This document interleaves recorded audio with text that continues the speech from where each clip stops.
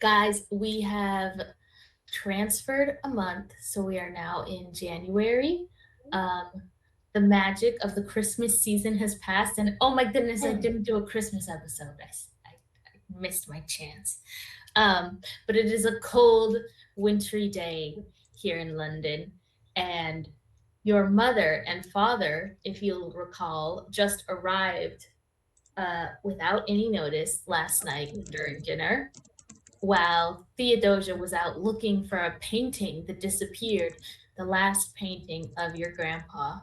And Phoebe was worming. Wait, was it Phoebe?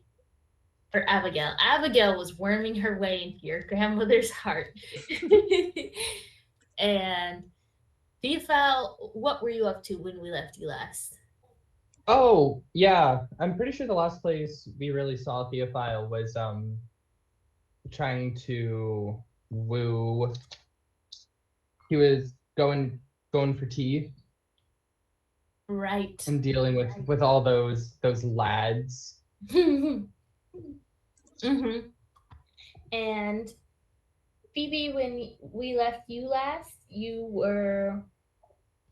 What were you up I to? was I was kind of chilling at home after kind of getting in a bit of an argument with my grandmother along with Theophile. I was trying to keep out of her way. I bickered with one of the maids a bit, did some snuff with one of Theodosia's friends. Kind of keeping a low profile. Exactly. Excellent. Okay, so now it's been 1 month, and you guys are not used to being people with parents who are actively part of your life. And while your dad is maybe less active, already they're kind of cramping your style. Your mom Uh, rearranges the house on a regular basis just to go with her whims, and she has left her costumes in every room of the house. And she practices night and day her many operatic solos. Is operatic a word? Never mind. yes. Okay. And your father disappeared to his study almost immediately after getting home, and you only see him as he's coming to grab a plate while you all are at dinner, and then he disappears yet again. But what have you guys been doing with yourselves in the month that's passed since the St. Clair ball? I have spent as little time at home as possible. What, Yeah. So I majority of my time attempt like trying to win over I was trying to win over Sophia, right? yes, it was the younger of the St. Clair sisters. Sophia, No, okay. Susan, the oldest of the St. Clair sisters. Susan. Okay. Yeah, so I think I've spent the last month attempting to woo her. She's already Um kind of she's already kind of endeared by your massive inheritance.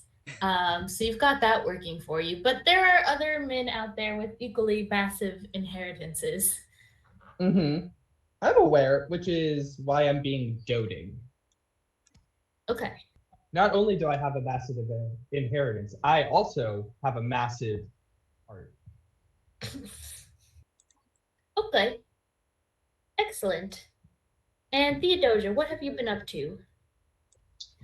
I have been languishing Right? No. in Byronic angst, sitting amongst the office and my papers and my quills, where I write furiously a series of letters to my friends so that they may help me recover the long lost portrait of my grandfather, who history will soon forget, but I am in no rush to do so. Of course. Excellent.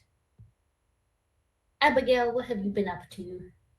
Let's see. I think Abigail has been exchanging letters with Sherborne St. Clair. Um, yeah, I feel like they've kind of just been talking back and forth through their letters, kind of getting to know each other a little bit better. Okay. Excellent. And Phoebe, how have you spent the last month? I think Phoebe, like Theodosia, has also been languishing, though in a much less cool and Byronic way. I think she's mostly been trying to keep out of her parents' way. Spends a lot of time hanging out in her weird little attic room that she was delegated to after returning to her family home. Mm-hmm. Okay.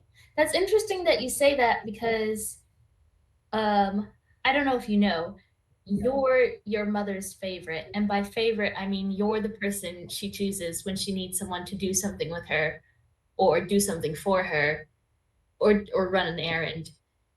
So you've maybe spent some of the time hiding, but you've definitely also spent a lot of time running errands for your beloved mama. I think I'm trying to avoid my mother a little bit, but I don't know how successful I've been. Mm-hmm. Mm-hmm. During most of your childhood, your mother probably barely seemed to notice you all. It's like you were kind of just spirits that she allowed to live in her house. But the Oh, moment you good. did get married, it was like a switch flicked, and your mother was like, "Oh, I can relate to one of my children now." And ever since then, you've been just her best friend. But I don't know if the feeling is mutual. Yeah, Phoebe definitely noticed the exact moment that that kind of switch went and was like, okay, this is okay. Yeah. I don't think I don't think Phoebe would necessarily call her mother her best friend. Maybe in front of her mother, yes, but behind her mother's back, no. Okay, excellent. So we're going into the last phase of action, and that is the epistolary phase, which is very, very important for the Regency period. Half of all the drama in the world happens just in letters between friends and lovers. So I hope you have an idea of letters you would like to send, but I want to let you know that you can use them to activate bonding moves, create new secrets, or just describe your downtime, which you've already done a little of already. But yeah. So does anybody just want to jump right in, or do we need a second to think about the letters? I have my letters, but they're A, probably way too long. B, I do want to kind of wait for the person above me to stop making noise, so I will hold off for the time being. Okay. Also, no such thing as too long letters. Impossible. I don't know if you guys want to hear me talk for like 5 minutes, but Definitely. Yeah, that's In excellent. many of Austen's books, there's like whole chapters that are just a letter. Plus Frankenstein. I don't think that's the same era, but anyway. I don't think it's that far it's off, though. roughly the same era. It's close enough. Written like 1820s, so. Okay. How about you, Actually, Jacob? no, like whatever. Yeah, I have 2 letters. Also, Mary Shelley, wrote it during the Regency period, 1816. Oh, okay. Oh, nice. Cool. Although that's Frankenstein, not Dracula. But I have 2 letters. I have 1 letter for Fern, and I have 1 letter for Vivian Lockhart. Which of the 2 would you prefer I read first? I think Ferns. Fern's? Yeah, I'm so curious. Okay. To my lovely friend, M. Fern Dunn, I write to you with a matter of great import. The portrait of my grandfather has been stolen from our family home. I like to think myself an honorable and Arthurian figure, but when it comes to my grandfather, I'm afraid I see only red at the thought of his disparagement. I know it uncivil and rude, but I wish to find whoever stole this portrait and see them hung from the gallows. To steal a portrait of some celebrity, perhaps I would forgive, but not the memory of my dear grandfather. Help me find the Bogart who has stolen from my family so that I can impart upon them my hellish wrath. T. There you go. Fantastic. Okay. I think Fern is going to reply within the day. but they're just going to send the like little note cards that someone's servant could like run over from one house to the other. And it's Okay. just going to say lockstep tonight at 9. And you would recognize lockstep to be like kind of a shady tavern, just one street below where you're supposed to go. Okay. Perfect. Okay. And you have one for Vivian Lockhart? Do you want me to do both, or do you want to give someone else a chance while I... That's a good idea. Yeah, let's rotate. Theophile. You said you were sending letters to Susan? Yeah. I don't have the eloquence for it, but what Theophile is doing is he is writing letters to Adolphus, but changing the gender and names. Okay. If you don't want to improv this real quick, that's fine. But I can't. I'm sorry. I do not have it in me. okay. Yeah. Lady Susan writes back each day following the letter that you sent the day before. Just a very long-winded letter full of wit, but saying very little, actually. Mhm. And also spilling like a lot of tea in the meantime. But yeah, she seems very receptive to these letters. And Fantastic. yeah. And sometimes she seems to like tease you for being too romantic, you know, like, oh, so forward or whatever. But yeah, seems very receptive. I think Theophile leans or accepts the teasing and is like, how am I to stand out if not to mark yourself or myself in your mind as the romantic? Okay. Excellent. Abigail?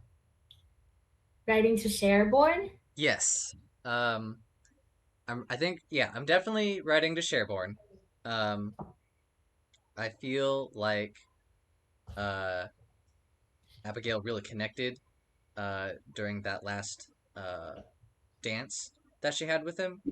And so she's kind of being a little bit more open than she normally is, and is kind of like telling Sherborne all that's going on within the family, about the stolen painting, about how she's like her grandmother's favorite right now, and that her grandmother is putting a lot of pressure on everyone to find a partner. Okay. Yeah. Is she being like mostly candid and honest in like a friendly way, or is she like trying to woo via letter? Ooh. I think she's kind of trying to woo a little bit. Yeah. Okay. Is this Um, something you want to use a bonding move for? Or do you want to keep it a mostly flavor oh, thing? what what happens with a bonding move? It's basically the same. We roll it, but it's just the flavor on top of it that's a little different. So you can imagine it like having a conversation in person, but it's just via letter. Okay. Yeah, no, I think a bonding move would be good. Oh. The bonding move, like your specific one, should be like listed on your character sheet. Yes. Okay. So Oh, like for mine, if I share like a intimate moment with someone, they become one of my protected, but yours would be something different. yes, mine is different, and I might not want to use my bonding move because of who I am. Um. Oh no. Okay. Well. um. Yeah. You know what? I'm gonna go for it. Um. Uh. Scream. So Dramatic. my bonding move is called Pity Party. Oh. Whenever I share an intimate moment with someone, I take one of their stressors from them if they have any, but either way, they feel sorry for me and owe me a favor. oh, okay. Excellent. So Sharebone owes you a favor. Yes. I think Sherborne's gonna write back just being like very open and candid. And you kind of get the feeling like this is a man that does not have a lot of experience with romance and is just like talking to you as if you're a friend. So it's difficult to tell where his feelings are in all this. Okay. Yeah, I think that makes sense. I feel like I also write a letter to Cornelius. Um, Abigail. but this one is gonna be a little bit more I feel like generic, and I feel like it's gonna echo like maybe a lot of the things my grandmother has been talking to me about to like try and hit some target key talking points. Um, and so it doesn't really communicate Abigail's feelings so much as like what is the appropriate thing to say in these types of letters. Oh, okay. Yeah. I think at some point your grandma is just going to like sit over your shoulder and kind of like coach you through the letter. Yes. Okay, cool. I was picturing that too. Like she was basically just almost telling me what to say at certain points. Mm-hmm. I will say that for every one page you write, Cornelius writes 5 pages back. So if you're sending him a 3-page letter, you're getting a hefty little thesis in return. How many boring poems are in them? It's like 90% boring poem. God damn it. It's only one poem Oh because the no! whole thing is a poem. No! Oh no! Oh It's like god. different. It's like verses and like different sections. Part 17. Oh god. Well, okay, that's crazy. Yeah. It's great that he's writing back, I guess. Although I don't think Abigail cares that much. Yeah. What was the verse that like Shakespeare wrote in for most of his plays? Iambic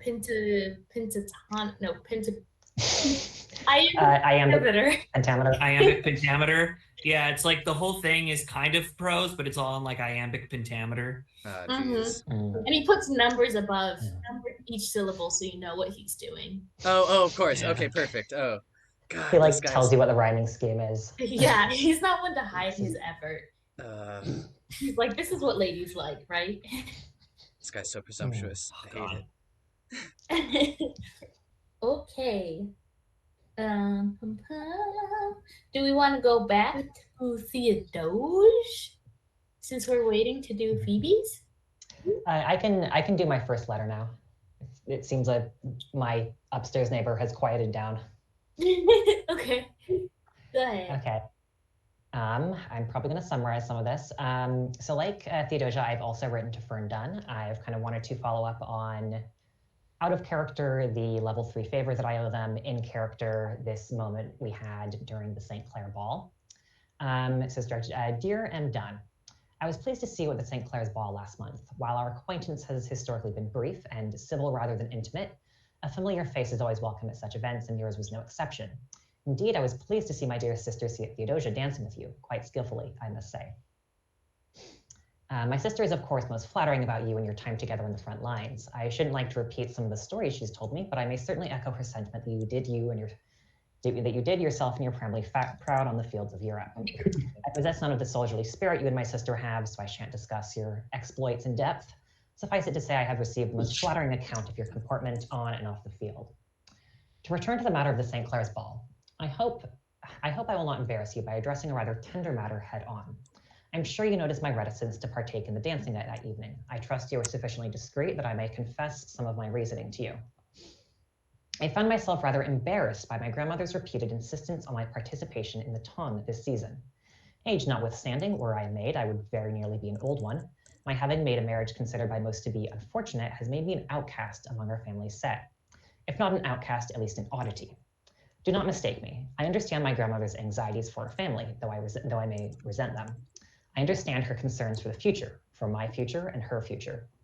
Nonetheless, I have good reason to resist her attempts to thrust me once more into the marriage mart, and thus have endeavored to spend as little time as possible mingling among those other young lords and ladies and otherwise who are, so to speak, up for sale.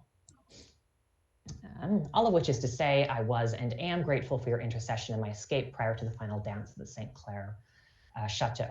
My darling Horace, the bird, has recovered from his trivial injuries, but I'm glad I was able to attend to him immediately rather than at the end of what I have no doubt was a long and rather dreary event. It should perhaps go without saying that I am greatly in your debt. While our acquaintance to this point has mostly come through the filter of my dear sister, I know enough of your family status to understand that your position in our circle is not as secure as it might be. While my own position is presently more than a little precarious, please know that I will gladly wield any influence I might have to your benefit. Whatever you might ask of me, it is, within reason, yours. Gratefully and cautiously, Phoebe Scolthorpe. Beautiful. Fantastic.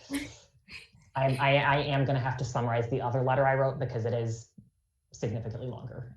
But yeah, so I'm kind of basically telling Fern that, like, I recognize what you did for me. If there's anything I can do to help you out, let me know.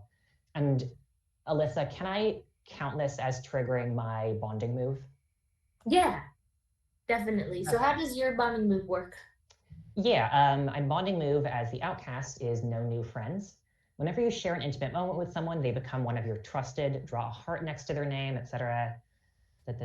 Once they're trusted, they cannot be removed. Sharing an intimate moment with one of your trusted removes an extra stressor. But anytime your relationship with a trusted character decreases, you take a distress equal to the drop in status. So basically, if my relationship with Fern ever decreases, that will harm me, essentially. Okay, excellent. Okay.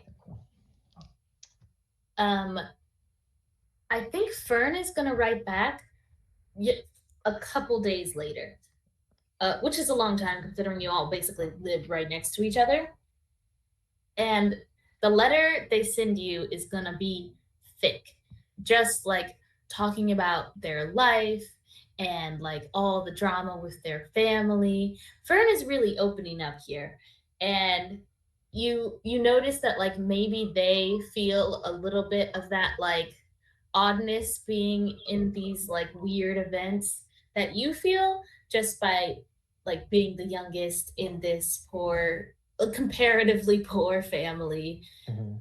And they're going to say, I appreciate your candidacy, your candidness, and your offer to be of service.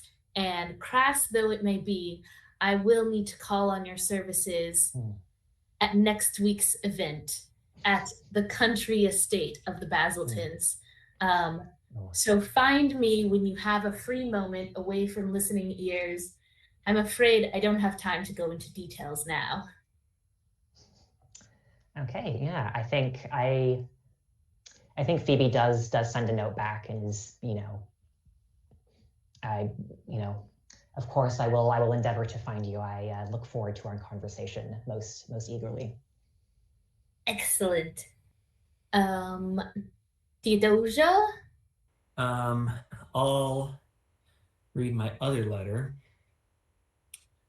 To the esteemed Miss Vivian Lockhart, I wish to extend towards you my deepest and sincerest apologies for the impudent and ill-mannered behavior I demonstrated at the Sherborne ball. The discourteous manner in which I behaved was truly repugnant and irreprehensible. I wish for you to know as well that while it does not excuse my actions, I believe my intent in asking you such forward questions may have been lost beneath the layers upon layers of my loquacious babbling.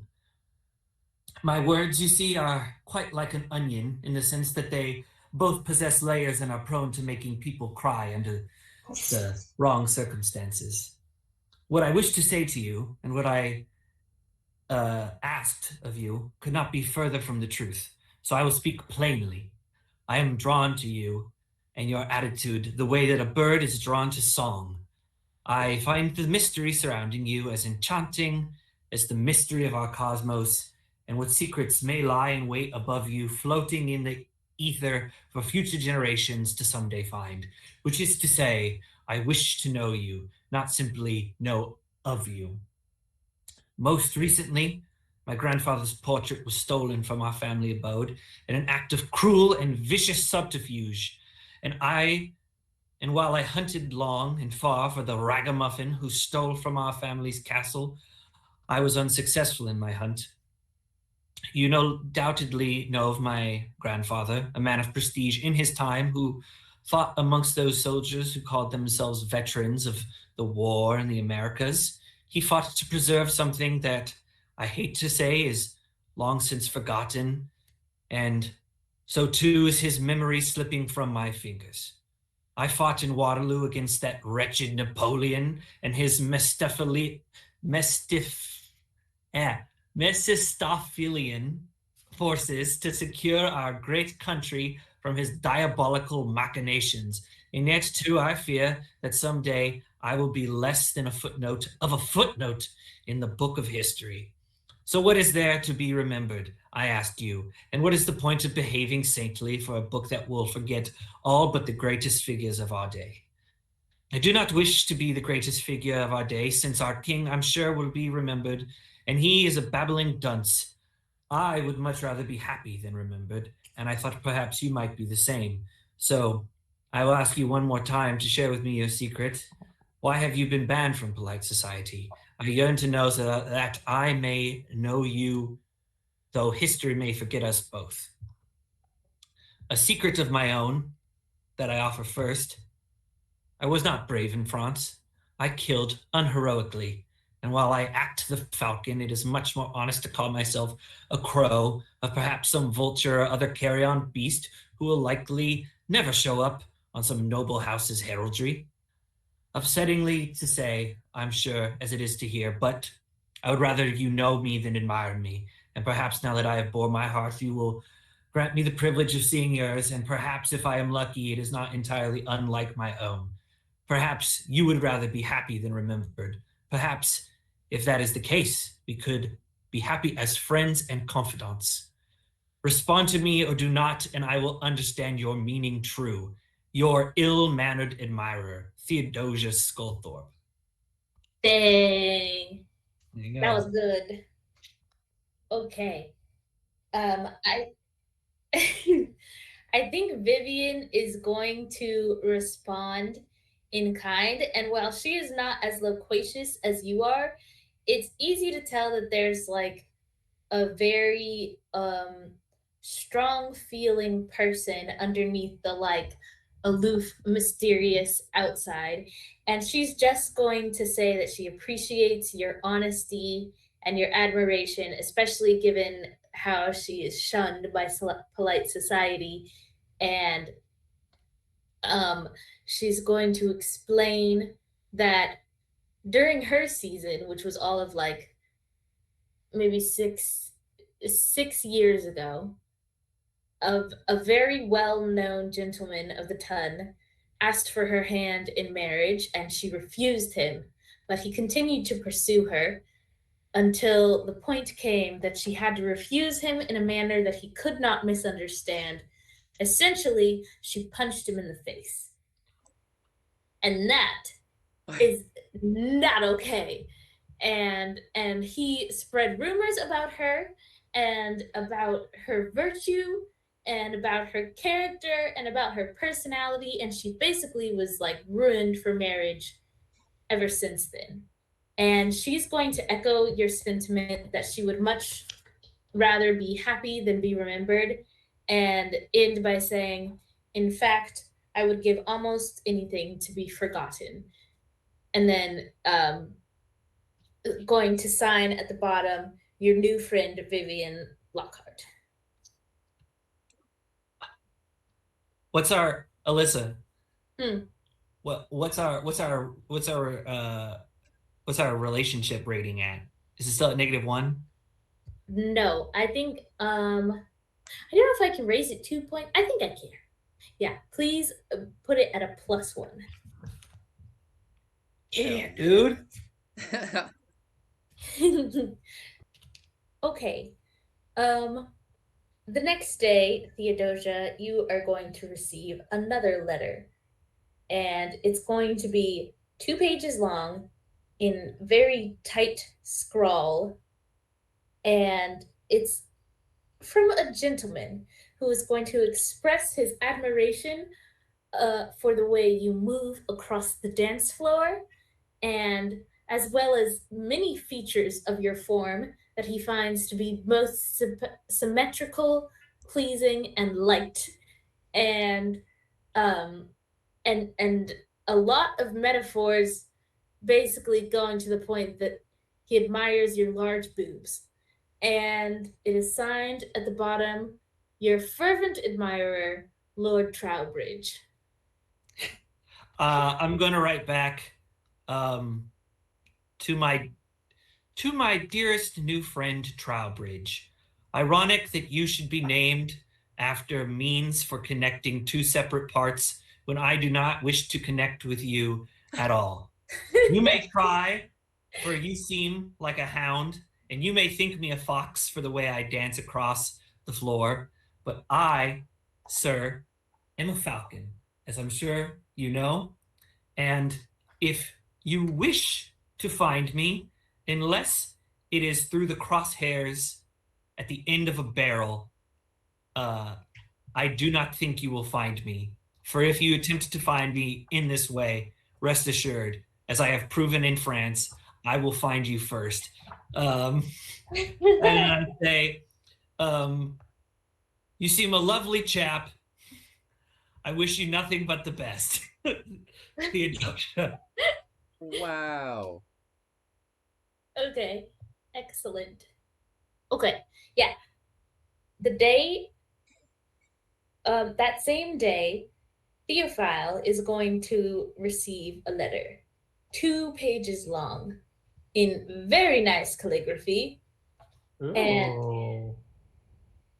and it's just going to be a very long letter describing your excellence in both how you act and the way that you look, and Fantastic. how you arrange yourself. What's that word that means like how you dress? Anyway, how you dress. Yeah. Who's it from? It is from Lord Frederick Bartlett. And at the very Ooh. bottom, he's going to put a postscript and says, often when I go to friends' estates, I find myself wandering through the shrubbery. I hope I can find you there too in due time. Oh. Wow. Ooh, I'm writing that boy back. Okay, so it's just a lot of you're fantastic, you're great, you put yourself together really well. Mm-hmm. And then I hope I have a visit one day and I catch you in the shrubbery. Yeah, and like some weird allusions to like how much of a twink you are. He's just, your form is so thin and dainty, like a bird of the sky, that kind of. Oh, fantastic. Okay, so it's weird to invite, it's kind of weird. It's weird to invite a woman over, but as a male, it's just standard practice to be like, hey, yeah, come hang out at my estate, friends who wrote me a letter, right? Mm-hmm. Yeah, no, I'm gonna write him back and invite him to stay over. Yeah, they would do these like morning calls where like early in the morning, the first thing you do is write all the letters to all the people who you want to talk to for that day, and then you send them out. And then by the time everyone has tea and gets dressed up and is all put together, it's around 1 or like 2 in the afternoon, and then they show up at your house. And if you're a man, Fantastic. you usually take visitors in your drawing, or not the drawing, in your office. And if Yeah. you're like a woman, you usually do it in the drawing room. Yeah. Yeah, no. So I'm going to wait. So who is this from again? Lord Frederick Bartlett. Frederick Bartlett. What do I know about him? Oh, I can tell you. Was he the Yeah. jock? He is the jock that plays croquet and has quite the mustache. Oh, that guy. Ew. That guy. Fantastic. Reminiscent of the father from the Wild Thornberries, but much taller. Yes, thank you. So good. Reminiscent, but like attractive, right? Younger. Do you find father from Wild Thornberries attractive? Okay, here's the thing, Alyssa. We just learned something Do about I Zach find today. I Nigel wasn't expecting Thornberry to learn. attractive? No, but is Tim Curry's voice a masterpiece for the ears to behold? Yes. Okay, fantastic. Yeah, no, so I'm gonna invite him to come for a visit. Yeah, we have a whole ass estate, so maybe I'll invite him for a weekend, right? That's like a Well, normal thing. I think that's less normal to invite Is someone that to a country really? estate. If you do, it's like a big affair. Like the event of next week is that the Mhm. Basiltons are going to have you all over to their country estate. It's like a huge thing. There are carriages, Oh, there's setting up rooms gotcha. for you. Gotcha. So I'm gonna invite him over for tea, I guess. Yeah. Alyssa, correct me if I'm wrong, but Mhm. correct me if I'm wrong, but what would be less of an event is if for some reason something happened. Perhaps there was ill weather and he had to stay the night at your estate instead of risking the perilous snow outside, lest he catch pneumonia. Yeah, it is January, but I'll remind you, you're at your townhouse in London, so it is smaller than your guys' country estate. It's not the castle. Well, But Some would yeah. say smaller, some would say cozier. If it was pouring rain, it would be like perfectly normal to invite him to stay in one of the many guest rooms. Fantastic.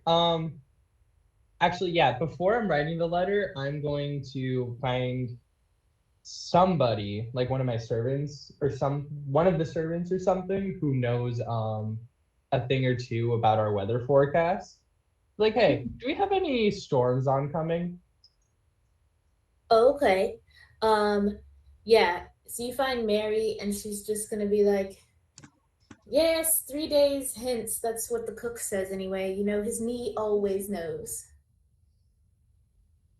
Fantastic. Thank you so much. Yeah, so I'm gonna invite him for tea in 3 days. Um, and then like at the bottom of it, I'm gonna put you might want to bring a change of clothes. Excellent. Okay. Definitely some allusion to the shrubbery. Just something like I had them install some thick shrubbery when we moved in or some shit like that. Okay. Fantastic. And then before we go into that, I'm gonna jump back to Eliot for your second letter. Okay. I am going to summarize a lot of this because, like I said, I don't want to talk for like 5 minutes straight. So yeah, so this. So cool. Yeah, Elliot, your last one was beautiful. I'm not gonna complain. Mm-hmm. Yeah, you can. Yeah, I totally don't care do it. either. Go for it. Okay, okay. Genuinely, this is like 1,400 words. This is going to take a bit. Fantastic. Okay. So 1,400 for this isn't letter, that much. You're fine. Oh wait, No, before you start, I want you to say in what circumstances did you write it? Does anybody know you're writing it? That kind of thing. So this letter is addressed to kind of a. This letter is just kind of addressed to a random like NPC that I just kind of made up for the purposes of this letter, who I doubt will ever appear on screen. I think I have been writing this letter in my room very secretly, not even letting Mary, my maid, come in. Part of me wonders, and I can talk about that at the end of this, if this letter gets intercepted by someone in my family, maybe my mother. The letter is addressed to one Captain Archibald Reed of the merchant ship Apati. I received your letter from Halifax last month with, as may surely be expected, no small amount of shock. Having few acquaintances and no friends in Nova Scotia save those belonging to my late husband, I was surprised indeed to see a letter addressed to me from that distant colony. Having opened said letter, I was even more surprised at its contents, which is why I have hesitated so long in writing this response. I can only hope that your ship will not have departed from Liverpool before this note arrives. If it does, I must hope that some kind clerk will endeavor to send this letter after you, and I hope the passenger of which you wrote to me. A little on my personal history. Your letter of last month was addressed to a Mrs. Phoebe Blackwood, a name that certain members of my family have taken great care to erase as much as earthly possible. My maiden name, the Honourable Miss Phoebe Scolthorpe, though seemingly at odds with the person I am now, is much preferred by those with whom I share my home. It is not my late husband in particular that my family resents, but rather his position in life and its peculiar relationship to our own. Miss Phoebe Scolthorpe was born in the County Yorkshire some 25 years past. She was the first living child born to Baronet Richard and Claire Scolthorpe, and was treasured greatly even after the births of 3 subsequent children. Miss Phoebe Scolthorpe grew as any other young lady of her class and generation might have grown, happily, more or less peacefully, with all the opportunities her parents could have offered her. This is not to say that there was no sorrow, but I doubt a man of your station would appreciate the petty tragedies of a rich girl's childhood. It is sufficient to say that Miss Phoebe Scolthorpe was educated thoroughly and denied very little in the way of material wants. Emotional ones, well, that was always a different story. When Miss Phoebe Scolthorpe was newly 20 and residing in her family's estate in Yorkshire for the winter, in a village by the name of Gardenshire, a young doctor arrived in town. The old village doctor, a gentleman by the name of Summer, who had recently celebrated his Jubilee year of service to the town, was in search of an apprentice and gladly took on one Bartholomew Blackwood as his assistant. Mr. Blackwood, a surgeon by training and amateur naturalist by inclination, had no family, little worldly wealth, a cheerful disposition, and a handsome countenance. Half the girls in the village were in love with him by the end of his first month there. I know I was. As Dr. Summers' assistant, Mr. Blackwood was offered an access to the Scolthorpe family a man of his status might not usually have had. He treated any number of petty ailments sustained by both house and staff, the housekeeper's burns, the steward's migraine, my brother's strained hamstring, a maid's broken finger. It was during this period that he and I first became close. It was during this period our courtship began, in secret, afraid of what my family might have to say. Mr. Blackwood was not at all the sort of man my parents hoped I might marry. Mr. Blackwood, for his part, was aware of the consequences our romance might have on his professional prospects. Without Dr. Summers' sponsorship, he might never be able to attend medical school and reach the title of doctor himself. It was also during this time that I set in motion a series of events that would lead to my future husband's untimely death. Early on in our acquaintance, I told my husband a lie. This lie, I believed at the time, was crucial to ensure our mutual affections might recognize one another, to generate a degree of sympathy between us necessary for our love to bloom. As I later came to realize, this lie was just that, a lie. It was selfish and cruel, and certainly not the noble act I believed it to be at the time. Nevertheless, it was, so I believed, necessary. If I had not told him that lie, Mr. Blackwood and I might never have been married, might never have known the 20 months of perfect happiness after we eloped to Gretna Green that spring. We might never have had the chance to build the life we began together in Edinburgh that summer, after he was accepted into the medical school there beginning his training. Mr. Blackwood, when I finally confessed this secret to him, did not agree. He recognized the lie as a malicious thing it was and took the role of, and the role of my deception in our relationship shook him deeply. Our home, happy as it once was a miserable place for the next 3 months. Mr. Blackwood, distracted from his studies, avoided our marriage bed and even our home as often as possible. For my part, I was miserable, both at his rejection and the effect my confession had had on him, which is why I did not protest and in fact encouraged his decision to sail to Canada that June. Mr. Blackwood had some distant cousins in Montreal who had recently written to him, and he, an orphan, was eager to forge a new family in the New World. It was suggested at the time that he might attempt to establish a medical practice there, or failing that, apprentice himself to another physician, where I might join him once he had secured our future. So Mr. Blackwood departed Scotland, and save one letter sent from Bristol that autumn, that was the last I heard of him. With no news and dwindling funds, I was beginning to grow anxious when a letter from his shipmate arrived at my doorstep that October. Bartholomew Blackwood, no sailor, had been swept overboard during a storm and perished at sea. I will spare you an account of the troubles that followed, throwing myself at my family's mercy, enduring all manner of gossip and scrutiny from friend and foe alike. My own feelings, complex as they were, weighed heavily on my heart. I grieved. I am still grieving. Which is why, Captain Reed, I hesitated so long to answer your letter. If what you say is true, and the man on your ship is the very same Bartholomew Blackwood, bereft of the last 2 years of memories, what am I to do? If it is indeed him and not some cruel Canadian crank, I cannot risk breaking his heart again, but neither can I carry on my old deception knowing how it hurt him once. I am not a practical woman, Mr. Reed. I know no trade nor possess any accomplishment that might support my wayward husband. I doubt my family would suffer him as a guest, nor be especially willing to offer us financial support. I have nothing to offer him, no wealth, no honor, no history, no family, no affection. I fear I can no longer even offer him my heart.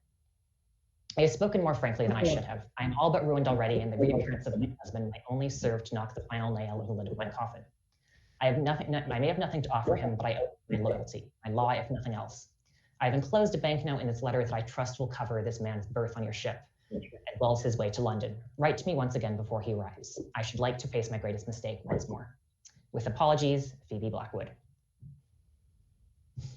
Whoa! Again, sorry, that was really long. Oh, no, that was crazy. Yeah, so that's my secret. One of my secrets. My husband might not actually be dead. Or I might be getting scammed by some Canadian. I don't know. Holy shit. Oh my god. Yeah. Freaking Canadians. God, yeah. Yeah, but I think in terms of what I want mechanically to do with this letter, I wonder if this letter is intercepted before it leaves my house, and if that mechanically like reveals my secret to the world if my family finds this out. Okay. I think I'm not going to reveal that just yet. Okay. But I can tell you mechanically that it is revealed to someone. Okay. Okay. And you probably won't hear a reply within this like phase of This action second because you're play. sending it a little longer and it's a more complicated subject. For sure. But yeah. That was so freaking cool. Yeah, again, I'm like, sorry that went on for a bit, but listen. Sometimes you get really into like sometimes you get really into creative writing, you know? Oh no, for sure. Yep. Okay. I think there was one more letter I need to distribute. Give me just a second to look. Oh, no. We're all done. Okay. So the two things I want to handle before we jump into the preparatory phase is just like some of the fallout from this epistolary phase. So I want to talk about Theophile's visit with Frederick Bartlett, and I want to talk about Theodosia's visit with Fern at the lockstep. So who would like to go first? I would like to see what's going on with Fern, if that is okay. Good idea. So you go to the lockstep that evening at 8.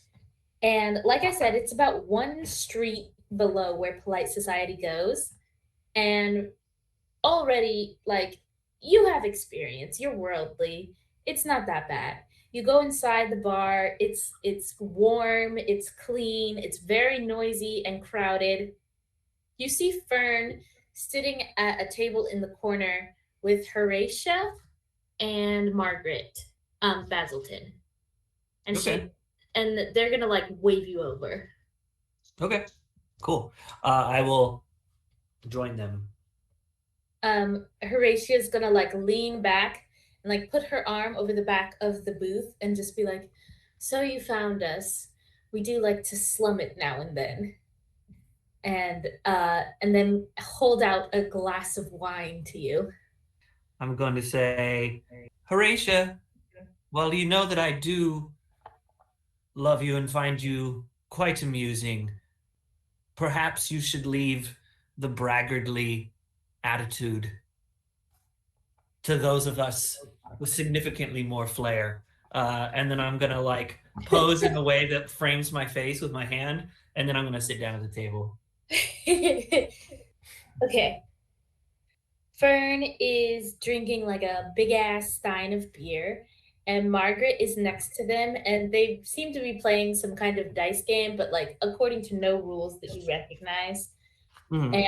And Fern is going to be like, "So someone stole a portrait." A portrait is perhaps one way to describe it. Yet another would be a memento, and yet another would be an heirloom. What was stolen from my family is the last remaining visage of my late grandfather. Well, I'm very sorry. That must have been awful. I assure you that I intend to repay the feeling I hold inside my stomach with another feeling inside the thief's stomach if I make my meaning clear. And I'm gonna pull back my coat to reveal the fucking gun that I just have at my side. Margaret is going to burst into spontaneous applause and be like, "Oh, that's excellent. That's just wonderful. Are you going to shoot them?" Margaret, you know that I love you and I find you quite amusing, but please do not clap while I discuss the murder of the man who stole my grandfather's only remaining portraiture.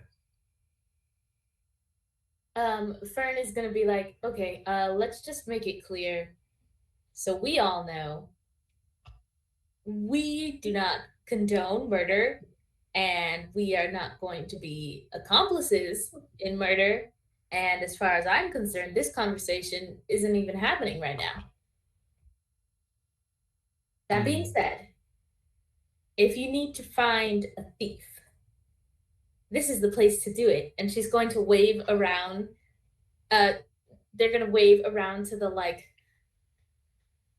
groups of people at the different tables. And do you want to give me like maybe a heart roll or a warm roll to like read the crowd?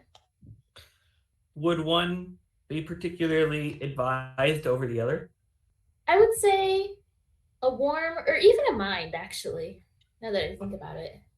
Yeah, I will roll heart. Or do you want me to roll mind? Mind, I am not very smart. Go ahead and roll heart. Difficulty of 4. Okay. That's a 5. Okay, awesome.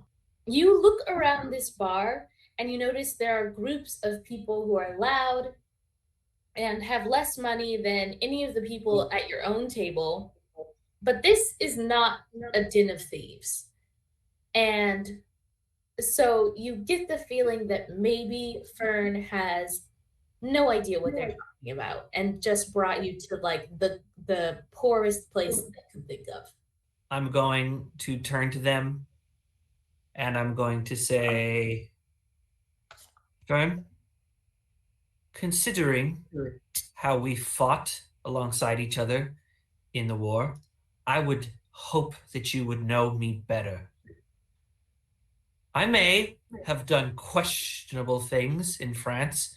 It was a war with that Mephistophelian Napoleon. Such a good word.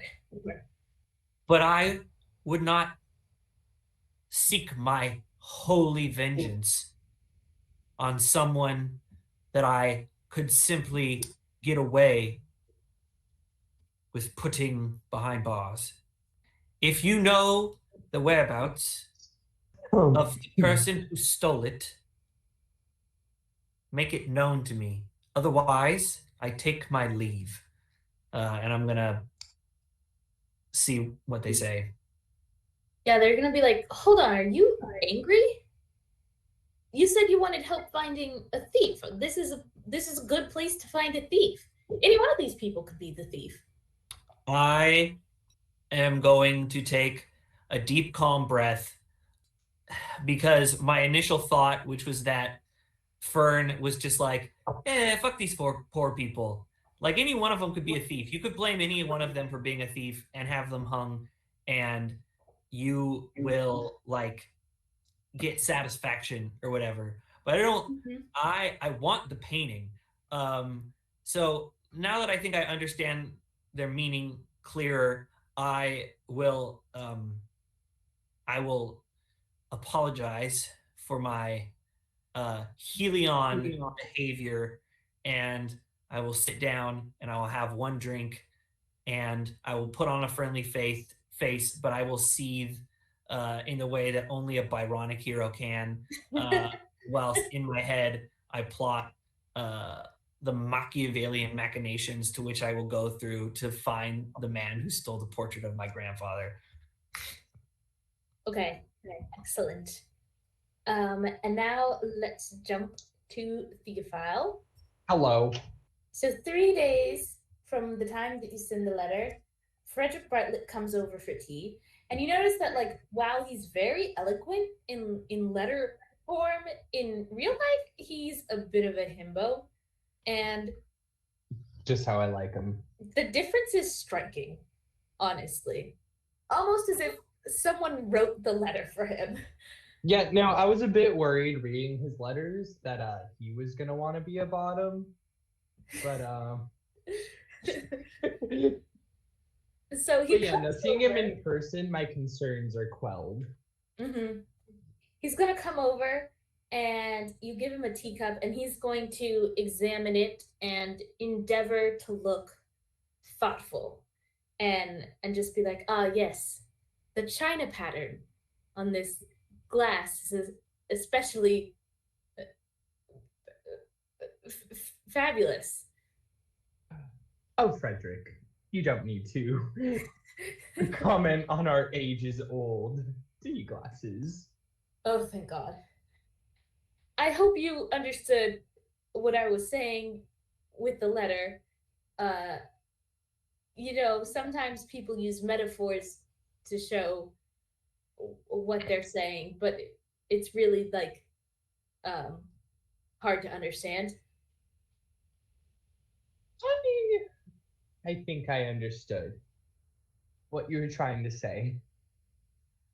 Oh, okay, excellent. Well, are you going to the Basiltons next week? The Wait, Alyssa, real quick. We haven't actually heard about that out of character, right? Mm-mm. The Basiltons? I haven't heard a thing about that. Oh, well, we're going to go look at some ferns around their estate. Some ferns. Got some Yes. of those around back. Yes, apparently they're quite exotic. He had them imported. Imported? Fancy. Why waste time going to the Basiltons when we could just go around to the back of the apartment? Wink, wink. And he's gonna be like, "Oh, yes, yes, of course. Excellent. And your servants don't go back there?" Oh, just a gardener. And he leaves by sun up every day. Excellent. And he's going to like put the tea glass down with too much energy and like kind of rattle the whole table and then just kind of stride out of the sitting room. Before following him, Theophile is just gonna, such a waste. Take a tiny little fancy flask out, pour a tiny bit into his tea glass, and just chug both the tea glasses before following him out. Excellent. And I think we will fade to black with that Yep. super special scene. Okay, so the following morning, your grandmother is going to call you all into the yellow drawing room as she's wont to do. Of course. And she's going to examine each of you and say, as you know, the trip to the Basilton estate is next week. Well, I didn't know, and as I'm sure none of my sisters knew, until Frederick Bartlett told me, grandmother. Frederick Bartlett. Do you see the issue here? His last name is not Scolthorpe. Well, I'm sorry. I assumed you were part of the gossip of the ton. But it appears I assumed I was part of the family. It appears I'm the grandmother to a pack of friendless children. So, we are going to the estate next week. And while thus far your showing in the season has been mediocre, with the exception of you, of course, my dear Abigail. Excuse me, grandmother. Am I not currently wooing Susan St. Clair? Yes, well, from what I've heard, Susan St. Clair is currently wooing 6 or 7 gentlemen, and you have yet to make an offer. So until I see a ring on her ugly little finger, I'm going to assume that she is playing games with you, grandson. Fair point, grandmother. Fair point. So, as I was saying, we are going to the Basilton estate. Before we can do so, all of you need new wardrobes because we will be spending a fair amount of time outside in the country. And the things you wear about... Yes, and the things you wear about our own estate are not nearly good enough. You will be participating in sport and hopefully winning at those sports. You'll be... My sensible lungs are not fit for sport. Do not interrupt me again. Already, I'm having to deal with your spoiled parents everywhere I turn, left and right, your mother's clothes, your father's books. It's exhausting. If I don't get one of you out of this house, or them out of this house, I will simply go insane and have to be institutionalized, and the rumors that will spread will ruin all of your prospects. Well, grandmother, you want them out? I think our interests might align here. And what do you propose to do about it, I'm Theophile? not sure yet. I'm sure we can think of something. They are here for one reason only, and you are all old enough to know it. I control the finances in this family. They can go flitting about the world for only as long as I allow them to do so. Clearly, they overextended their budget and ran out of money 4 months sooner than I expected, now causing them to impose on my season. So, will I give them more money? Probably. But in the meantime, I need to maintain my sanity. You will get new clothes. You will do well at sport. You will examine ferns, and you will find spouses. Have I made myself clear? Crystal. Excellent. Now, you'll all make your way to the dressmakers and or the haberdashery to get appropriate clothes. Remember that it is January and you are to dress in dark colors, as is the family way. We do not flit about in whites or golds or yellows or pinks like the rest of the strumpets populating this season. I think Phoebe breathes a sigh of relief when she hears dark colors mentioned. See, but grandmother, none of you have considered for even a second that I look incredible in a royal purple. It does suit his complexion very well, Grandmama. Make I it would dark do purple. undertones, grandmother. What am I to do? A dark purple, Theophile. I'm right here. I'm right here. Okay. This close to snapping. All right, sisters, shall we go shopping? Abigail is already well prepared to go shopping. This is like her dream come true. She loves going shopping. Oh, so does Theophile. Excellent. Guys basically have a tab at the dressmakers and the haberdasheries, so you don't have to worry about silly things like paying. I just would like for you to describe the outfit you're going to wear on your first day on the way to the Basilton estate. Keeping in mind, this has to be something you can like sit in a carriage for like 8 hours in, and then like go and be presentable in. Mm-hmm. I have two outfits. The first is, you know how Burberry uses like a tartan as like their main pattern? Mm-hmm. So a tartan is like a plaid. Oh, okay. But a plaid is actually supposed to be like an article of clothing. Like the pattern is called a tartan. Oh. So I have chosen to buy one coat, or have one coat cleaned and refurbished, that is like, fuck it.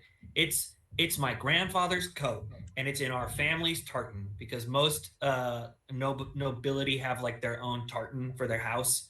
So yeah, I want to say that our family like coat of, or our family tartan is like some kind of like dark color, because it seems like that's like our vibe, right? I want to say that it is like a brown base with like strikes, with like the crosshatches being like forest green and like a deep navy blue. Ooh. And then Absolutely. I want to say, so that is my thick outdoorsy coat in case we happen to do anything that like requires us to go further into the woods. So this is like a thick coat, probably made out of like it's like well worn and like made for cold weather for like when we go do all the fancy stuff. If they invite us to any kind of like dance or anything like that while we're there, I have a navy blue coat with a black and white houndstooth vest that I will be wearing. I also know what I'm wearing for my first day. Okay, what are you So wearing? I have these dark gray silk trousers. Silk so that they're nice, breezy, and breathable. Because I looked it up and they didn't wear shorts in the Regency era. And then my top is like a double-breasted, or no, sorry, my shirt is also silk, but it's got like shorter arms. They come up to about here, is where the cuff ends. So that rolling them back is just that one's silk, and then I have a cotton coat to put over that. That's a double-breasted lapel. Oh, nice. Yeah, and then I got like just a straight black coat for if we go deeper into the woods or anything. Okay, sweet. What color For the is your most part, it's wait, what? what color is your coat? Okay, so it was gray. My shirt is I think my shirt is black, so then my coat is gray again. So that it yeah, my coat should match the pants. So yeah. So it's my coat and my pants are both like a dark, they're charcoal gray. And then my shirt is like actually it's a dark purple. Oh, okay. That's excellent. How about you, Devin? I am a little unfamiliar with Okay. um Yeah. the styles of this period. Um, for a woman going out into like a more outdoorsy country area, they'll still be wearing like dresses and everything, right? Yeah, just probably like a lighter kind of like linen or cotton. Um, but everything else, like the look of them is gonna be pretty much the same, and they are like still pretty fancy. Okay, okay, cool. Um, let's see. I think then um Abigail will be wearing like a really deep navy blue dress. And I think it'll just be like the colors of our house that Jacob described. Uh, Forest green accents, kind of all about. Um, in my earrings. Maybe I have like an emerald necklace. And then I think since it's gonna be cold, I'm probably gonna have like some sort of like fur, some dark brown furred coat. Um, and then I'll Very obviously, cool. yeah, and then Abigail will obviously be wearing her some sort of veiled hat to cover half of her face. Mhm. The hat, is it like a modest hat with a little veil, or is it like a like it's got feathers and stuff on it? I think normally it's feathers, but I think she's a little worried about it being a little too crazy out in the country, so I think it's going to be a little bit more restrained. Uh, yeah. Awesome. All right, and Elliot. Yeah. I think for kind of like her like outdoors outfit, I think Phoebe has like a police, which the police was kind of like a long dress-like coat that women wore that had like the puffed sleeves you see in Regency era, but were long sleeve, kind of like neck, usually like full length. But I think it's kind of styled a little bit more like a woman's writing habit, so it's a little bit more structured, a little bit more takes a little bit more inspiration from menswear. It's like it's kind of like very heavy, like double-breasted black wool coat that's really long. I think it has, given that she's kind of been given carte blanche by her grandmother to wear dark colors, kind of has gone full goth on this one. It's pure black, is kind of like trimmed with like stripes of like black velvet around the cuff, and has these little jet black beading around the neck and the cuff. And she has I think, yeah, probably just has a fairly small, like less extravagant bonnet for outside. Inside, I think she's kind of trying to work with her sibling, the kind of colors that her siblings are wearing. So it has this like very, very deep brown dress on. It's like, I think it's like velvet or something. There's a particular style of sleeve I'm thinking of that is maybe a little bit more 1820s, 1830s, but it was basically like a shorter puff sleeve and then like a larger, like kind of sheer sleeve over it that was full length. Mhm. So I think it's that, and it's all kind of this like very deep, rich brown color that matches with the brown on Theodosia's tartan. Yeah, yeah, I think it's just a lot of like very, very, very dark colors. Okay, awesome. I appreciate you guys indulging my favorite part of RPGs. Describing the clothing. Honestly, I just appreciate that you gave us a solid time zone to like figure out our outfits in, because my issue in other games is like we have a very ambiguous one, and it's like I don't know how to like I say something and then everybody else kind of sticks to a theme, and it feels like mine is the one of these things and not like the others. So yeah, giving us a solid time zone to figure out where to get our outfits from helped a lot. Okay, awesome. Okay. The next morning, your grandmother gets you all up bright and early, and the servants have already been loading your luggage into the carriages at this point for like hours now. So they're all ready to go.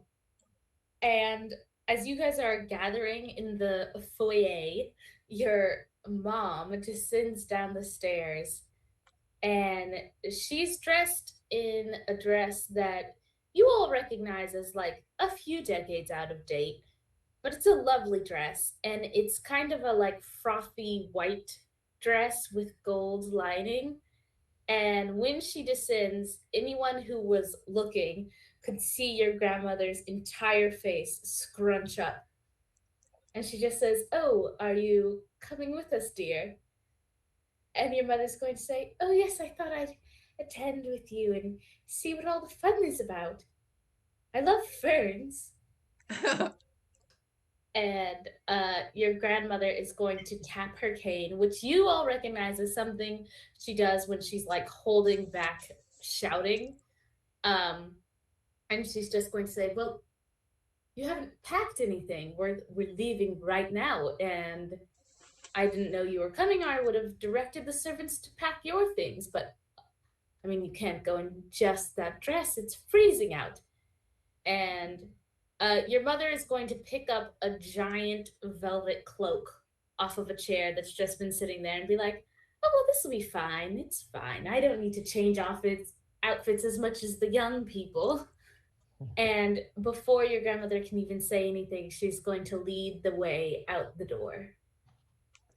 Can I persuade my mother not to come? I think you can certainly try. How would you Can I aid? I was gonna say I would also like to aid. I know I'm my mother's favorite, so. Can we all roll together to get our mom to not come? Also, supposedly when I aid, I'm supposed to be able to add my heart instead of whatever the leader's thing is, if it's applicable. Okay. Well, if it's applicable, does that mean you have to be using your heart skill? Well, I mean, honestly, I kind of just added that. I don't think it actually says that. Hold on. Oh yeah, it doesn't say that. It says whenever you assist on a team roll, you have permission to add your heart dice instead of the attribute being used by the leader. Okay. And that's the full rule. Perfect. So it's like if I rolled as the leader and I rolled warm, everyone else would have to roll their warm dice and add it, except for Theophile. Okay. So yeah, I'm gonna set it at a difficulty of 8. And Jacob, are you leading this roll? I would like to, yes. Okay. Oh wait, my understanding is that I don't know actually. I'm kind of confused by the rule a little bit in terms of like how the leader works, because it makes it sound like everyone has to default to my heart? No, just No. you do Okay. heart. Okay. We And don't. then I get to add like all the stuff from it, right? Because I have a plus Yeah. 2. Because when you help, it's like sometimes helping sucks because it's like whoever's leading decides what attribute everyone's going to roll. Like maybe this whole thing is like they're trying to be warm, and maybe you are not particularly warm, and so it wouldn't behoove you to do that. But you're very good at offering, emotional support represented by like this skill. So while everybody else is trying to be warm, you're just there being very understanding, and you're like offering up your empathic nature to try to ease this along Fantastic. instead of being warm. I thought. Okay, cool. Thank you. I thought that the people helping did not roll with any modifiers. They just did a straight roll. But I think it's because it's No. Zach's not adding his modifiers. So how it's gonna work? I'm gonna roll my warm. Everyone else rolls their warm except Zach, who rolls his heart dice. We add all of those together, and then we add my modifier, which is a +1. Okay, cool. Oh. I understand a lot better now. Thank you. The modifier. Okay. Thank you. Got it. Thank you. So are we rolling warm? Yes. Cool. Well, So I got a difficulty 10. You got a 10? 10. Yeah. damn, dude. I got a 5. The 15? Haha. I got a 7. That's 2. I got a wait, 1. I forgot to give you the team difficulty ratings, but it's too late to change it. Well, I mean, Alyssa, the team think you difficulty could. be high enough that we wouldn't pass with a 24? No, I don't think so. I still want to know what the team difficulty should have been. It would have been a 20. Oh, okay. So we definitely exceeded, but kind of just barely, in a way. Theophile alone cleared half of it. Yeah. So describe to me, Jacob, how you're leading this conversation. I'm going to rush down the steps, and I'm going to say, Mother dearest, may I please have a word with you? And I'm going to take her by the arm and kind of make a big U-turn to turn her back towards the rest of the family. I'm going to start speaking very quickly, just to distract her, because you just gotta distract them. You gotta make them confused. And I'm going to say, here's the thing: you only just arrived in London, and it's such a big and beautiful city. I would hate for you not to be able to experience all the things that we've already experienced so far this season while you've been gone. Plenty of gossip, plenty of art galleries. I hear there are some very fun and I'm sure ethically sourced art pieces from Greece that are on display. It should be fun for you to see. You're an artist. You should be in the city. You shouldn't be gallivanting with bumpkins out in the country. The city folk are your people, Mother. And then I'm going to say, like, isn't that right, siblings? Quite right, Theodosia. Mama, you were only telling me the other day about that new art exhibition you wish so desperately to see. It might be closed by the time you return. She's like, oh, yes, I was thinking about going to that. I heard all the paintings are of figures in the nude. Yes, very exciting, Mother. Well, I don't want to spend today alone. But maybe your father will go with me. Quite right. And, I think with Papa's bad knee, being out in the cold in the country, I think it would only do him more harm than good. I've heard that a nice brisk walk around oh shoot, Alyssa, what's the lake that everyone walks around? The park? Yeah. Overton or something? Yeah, whatever. I bring it up. Like, I've heard that a nice quick jaunt around the park does far more than like Hyde Park. Yeah. Hyde Park. A nice brisk walk around Hyde Park would do father far more good than subjecting him to the toil that all of the country mud and the muckety muck would have upon his knee. Oh, well, you do make so much sense, Theodosia. You're such a smart girl. I've always said so. And she's like slowly like letting the cloak fall to the ground. And she's like, I'm going to go see if I can find your father. Have fun in the country and make sure to have lots of lovers while you're young. And then she's going to float up the stairs. Does she walk like this?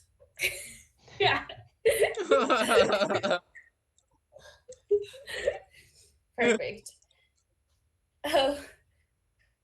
So your grandmother is going to like wrap her cane on the ground, but this cane wrapping is the signal you all, of course, recognize as like grudgingly pleased, and she's going to pat Theodosia on the arm and say, "Quite right, my dear. Very sensible of you." And I'm going to say, well, yes, of course, Grandma. Now, if you would please inspect the carriage for us, as only your perceptive and keen eye can. I wish to import upon my siblings the importance of our outing. And I'm going to ask her to look at the carriage so I can talk to everyone real quick. She's going to like tap her cane and then slowly wander out to go examine the carriage. As soon as she leaves, I'm going to turn and look to everyone and say, I wish to make it known I have a plan. I think, with what money I have from the military and my wits and wiles about me, shall be fine if I do not take a suitor this season. Brother, you will be fine, since your maledness, your penile nature, affords you certain luxuries in this world, and so you will inherit the estate. And once you do, and grandmother, rest her mortal soul, has alighted to be with the angels, Phoebe, you may live here, but Abigail, you are perhaps the best of us and perhaps the most suited to marriage, so I propose we turn all of our efforts towards finding Abigail a match. Oh. And if you are to find love, so be it. I wish everyone the best on their journey.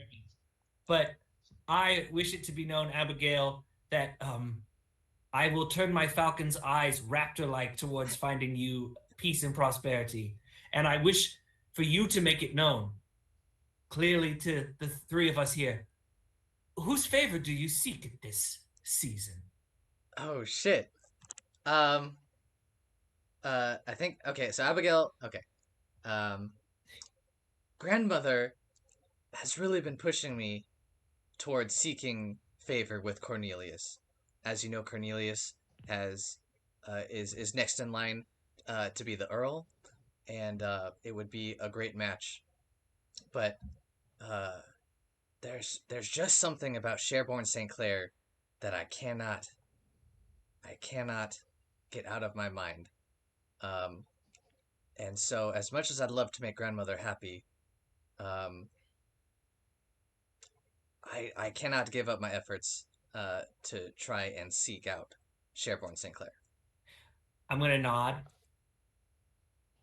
I cannot deny there is something about the St. Clairs that I also find rather handsome. But I wish for you to know, sister, if you do not already, Sherborne St. Clair will not inherit. This I do know. However, he is to receive an income of sorts, so it's not like we will be destitute. I may not have a manor, or his manor, his estate, as would normally be, his right. But Sherborne,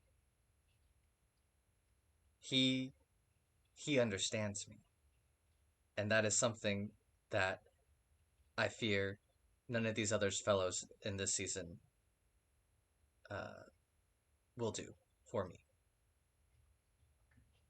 I think of Vivian Lockhart and the idea of understanding someone as few other people can, and I say, "Too true, sister," and I grip her calmly on I do like a little theater kid hand. Do you know what I'm talking about? How theater kids are always like, They hold hands like this. Yes. Yeah. I do that with my sister, and that's all I wanted to say. So unless anyone else has anything to say, I'm fine getting in a carriage and going to the event. I think Phoebe does a little theater kid hand with Abigail's other hand. Yes. For two souls to truly understand each other is the rarest gift of all, sister. I will do everything in my power to help you and Sherborne St. Clair find happiness with one another. Wow, I think Abigail is so thrilled with her siblings' support, and I think she gets a little misty-eyed. Abigail, if you and Sherborne have to shack up in a small hut at the back of Scolthorpe or at the back of Gardenshire Towers, we'll make it really comfortable.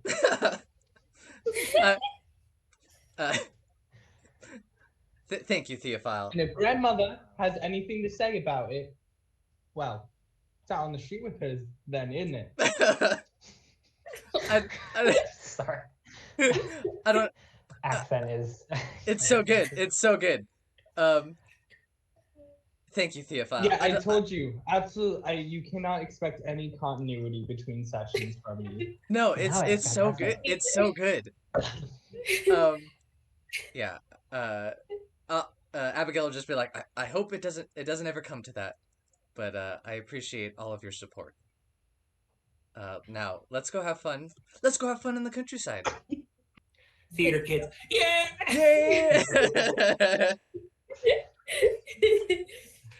You guys are so cute.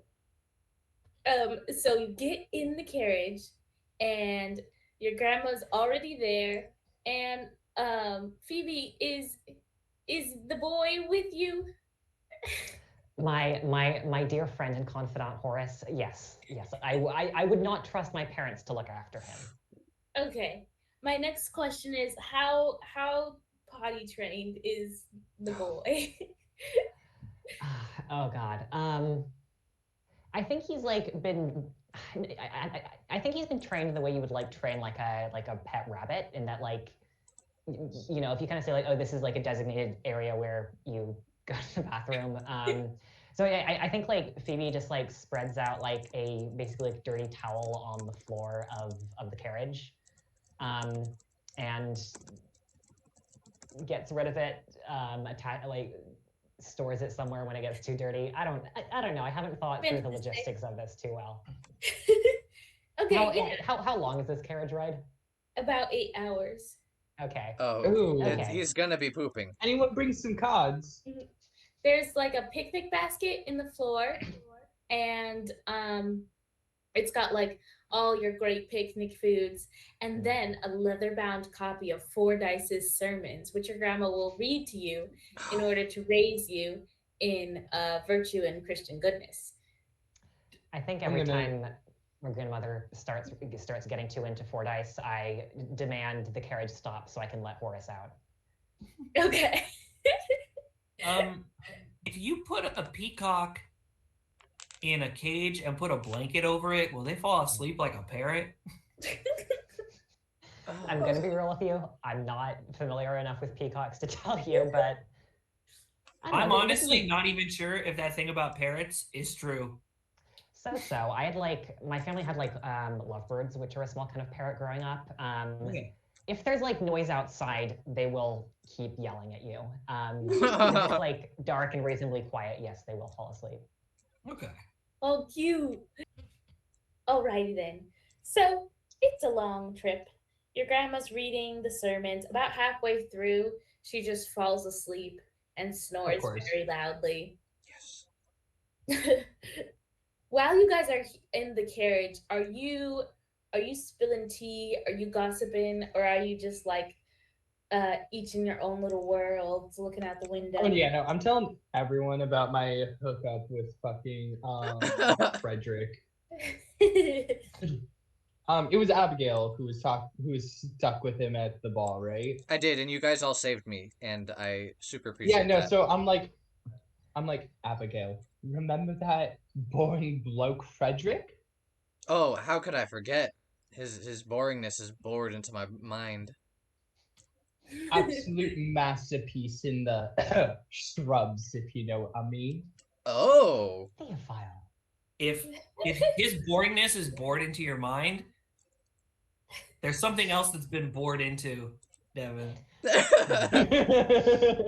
Something else that's been boring, let's say.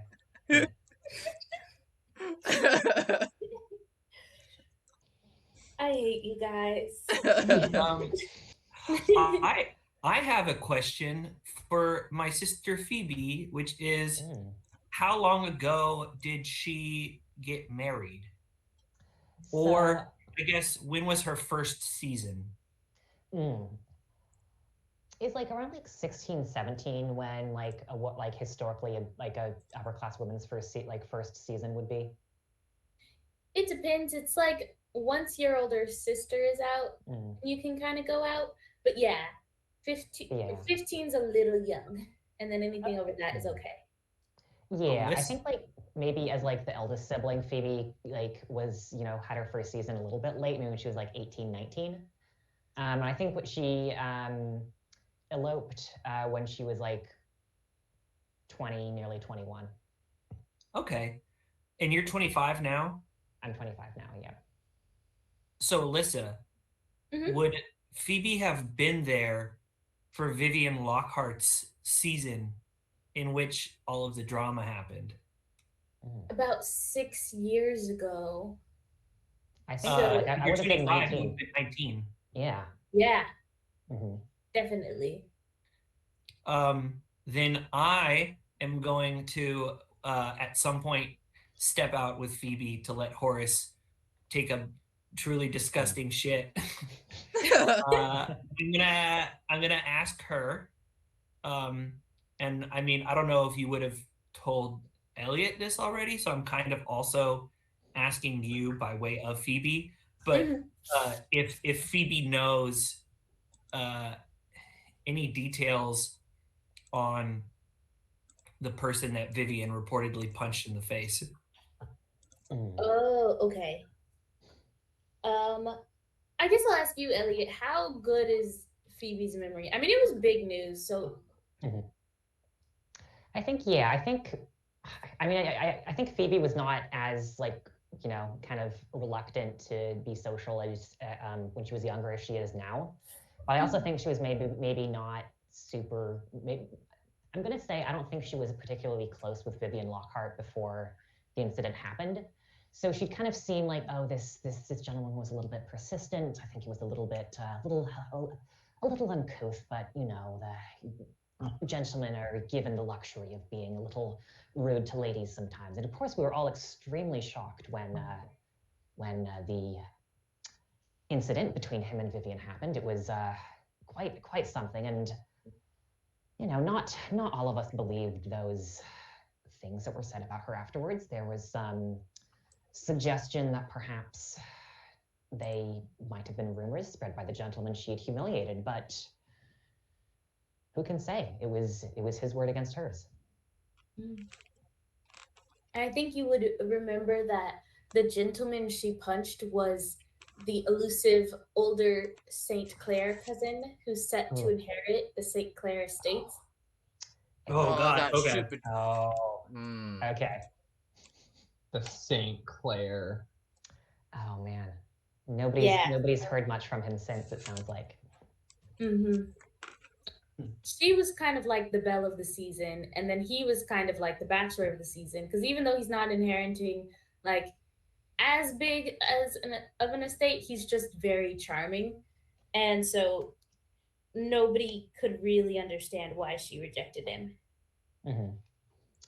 Yeah, I think Phoebe definitely didn't know either of them personally, so was kind of just has an outsider's perspective. But yes, there was a lot of speculation going on, which I think contributed to the rumors. Fantastic. Okay, so the roads slowly change from like very well paved city roads to dirt roads as you enter the countryside, and eventually you enter kind of like a light wood with sparse trees and a lot of like low shrubs and flowers. And you can see kind of between the trees an estate in the distance. And eventually you turn off of this road and go sharply perpendicular and start curving towards the Basilton estate, which is massive. And I'm thinking of like Pemberley from 2005, Joe Wright, Pride and Prejudice, because that's my favorite. But it's got pillars. It's like an ivory color. There is like a whole series of fountains leading up to the front of the estate. And then like three different staircases just to get to the door. And then there's like in front of the door just a very like ridiculously wide marble floor. You could almost like have a whole ballroom just on this patio leading to the front doors. And you see that like several carriages are already pulled over and being unloaded. Um, the Bartletts are right ahead of you guys, and everyone else seems to be like everyone else is just servants unloading luggage. And so yeah, your grandmother jerks awake the moment the carriage stops and like lets out a snort and is like, "Oh yes, I do love that sermon. Oh, are we here already?" And you all can get out, and servants will come immediately to start taking care of your stuff. But you guys can head on in. You've been here probably before. At least those of you who like have been out for a few seasons. Plus, we're friendly with the Basiltons as well. Mm-hmm. That's true. Where's Horatia, my bosom buddy? You don't see her. You can assume that like the family probably came out a few days early to start preparing for everyone's arrival. So she's probably already inside, settled and everything. Okay. But when you first arrive, the first thing to do is like go into your rooms and change out of your travel clothes that I made you painstakingly describe and clean yourselves up because God forbid someone see you with road dust on you. And then there's going to be a walk around 4 p.m. Do you need a new outfit description? You can if you want to, but it's okay. I have it off the cuff for you. Okay, excellent. No, because Theophile is not a summer boy. He doesn't like summer. He likes nice, warm, cozy clothes. So he likes to stay where it's cold. So he bought the same outfit in different colors. Solid. So what he's coming back out in is his shirt is now charcoal gray. Mm-hmm. With a forest green coat over it. And then some dark brown pants, silk pants to match. Nice. With that purple I showed you, like an ascot type thing going on. Oh my gosh, so fancy. Do you have a cane or a hat? No, but he is wearing dark brown leather gloves.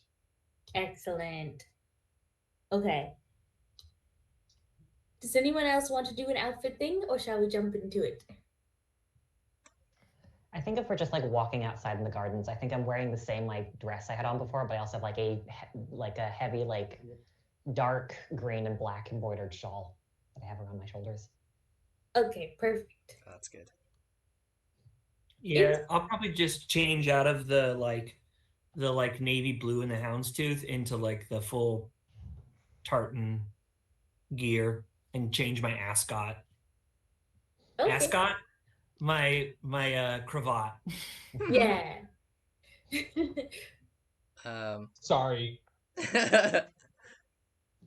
And Abigail will change. I think it'll look pretty similar. I think the colors will just be kind of swapped. Like she'll have a deep green dress, but with blue accents this time, and she'll still be wearing that like mink, fur coat. Okay, perfect. I love that we got Eliot's illustration before this episode, so I can picture you guys. Oh, it's so good. Oh, Okay, so you go out the back this time, and there's like a series of courtyards breaking off into other courtyards, but then you see behind the like courtyard straight ahead of you, the woods comes like right up to it, and everyone else in the ton is like gathering in that courtyard, preparing to like go for a walk through the woods. And people are kind of talking in hushed voices because it's nearing twilight and it's like actually very cold and there's a lot of people pretending to not be freezing right now. Um, and right away, I think Fern is going to come up and grab Phoebe by the elbow and like kind of pull you off to the side. I think yeah, Phoebe has kind of been watching out for Fern, and she's ready for this. So they're just gonna be like, so we talked about you might be able to help me with something today. I make no promises, but I can try. Okay. This is difficult to explain. I have a friend. That's stupid. I'm not gonna be able to even hide it, okay? Margaret and I have a thing. I need you to distract her brother so that we can examine some ferns elsewhere. A different kind of fern, of course. Yes, of course. Do you know Cornelius? He's super easy to handle. Yeah. As soon as Fern mentions that Margaret's brother, Phoebe's eyes glaze over a little bit. She has not so fond memories of sitting through a dinner with Cornelius, but kind of grits her teeth and says, "Yes, I will endeavor to do my best to keep him occupied. I can't imagine it will be terribly difficult." Okay. And so Fern is like, "Oh my god, thank you so much, honestly. And I know you said that you owe me a favor and this would be the favor, but if you need anything, I'm not going to say the word favor, but if you need anything." And I think you can mark off the favor and add a +1 to your guys' relationship because I feel like you guys are becoming closer. Okay. And then also before you set off, there's kind of like a smaller party of the like older adults sitting under a canvas canopy and just like having some lemonade and chatting. But you notice that like one of these adults peels off and kind of comes over to Theodosia, and you suddenly remember who Lord Trowbridge is, and he's a very paunchy man, and he's in his like probably middle to late 50s, and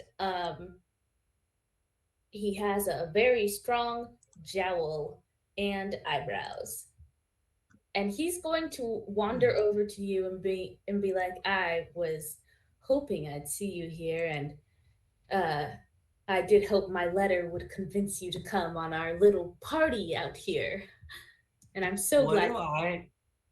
What do I have to do to say that doesn't happen and that I see him and then I go, like, as soon as he's approaching, I like grab somebody and say, "Trowbridge looks interesting, doesn't he?" And just like shove them towards him. Like, what do I have to do to not talk? Okay, question. Is this like, are you doing this in a charm way, like trying to use a social thing? Or are you doing this in a body way, like you're fully just. I mean, okay, are we on the walk yet? Okay. No, older adults aren't coming. Can I offer something? Theodosia, have you told anyone about this letter that you received from Shotbridge? Any of your siblings? No, I decide I've chosen to fight my battles myself when I can. Okay. All I was gonna say was I would offer to intercept him for a favor. Ooh. I think.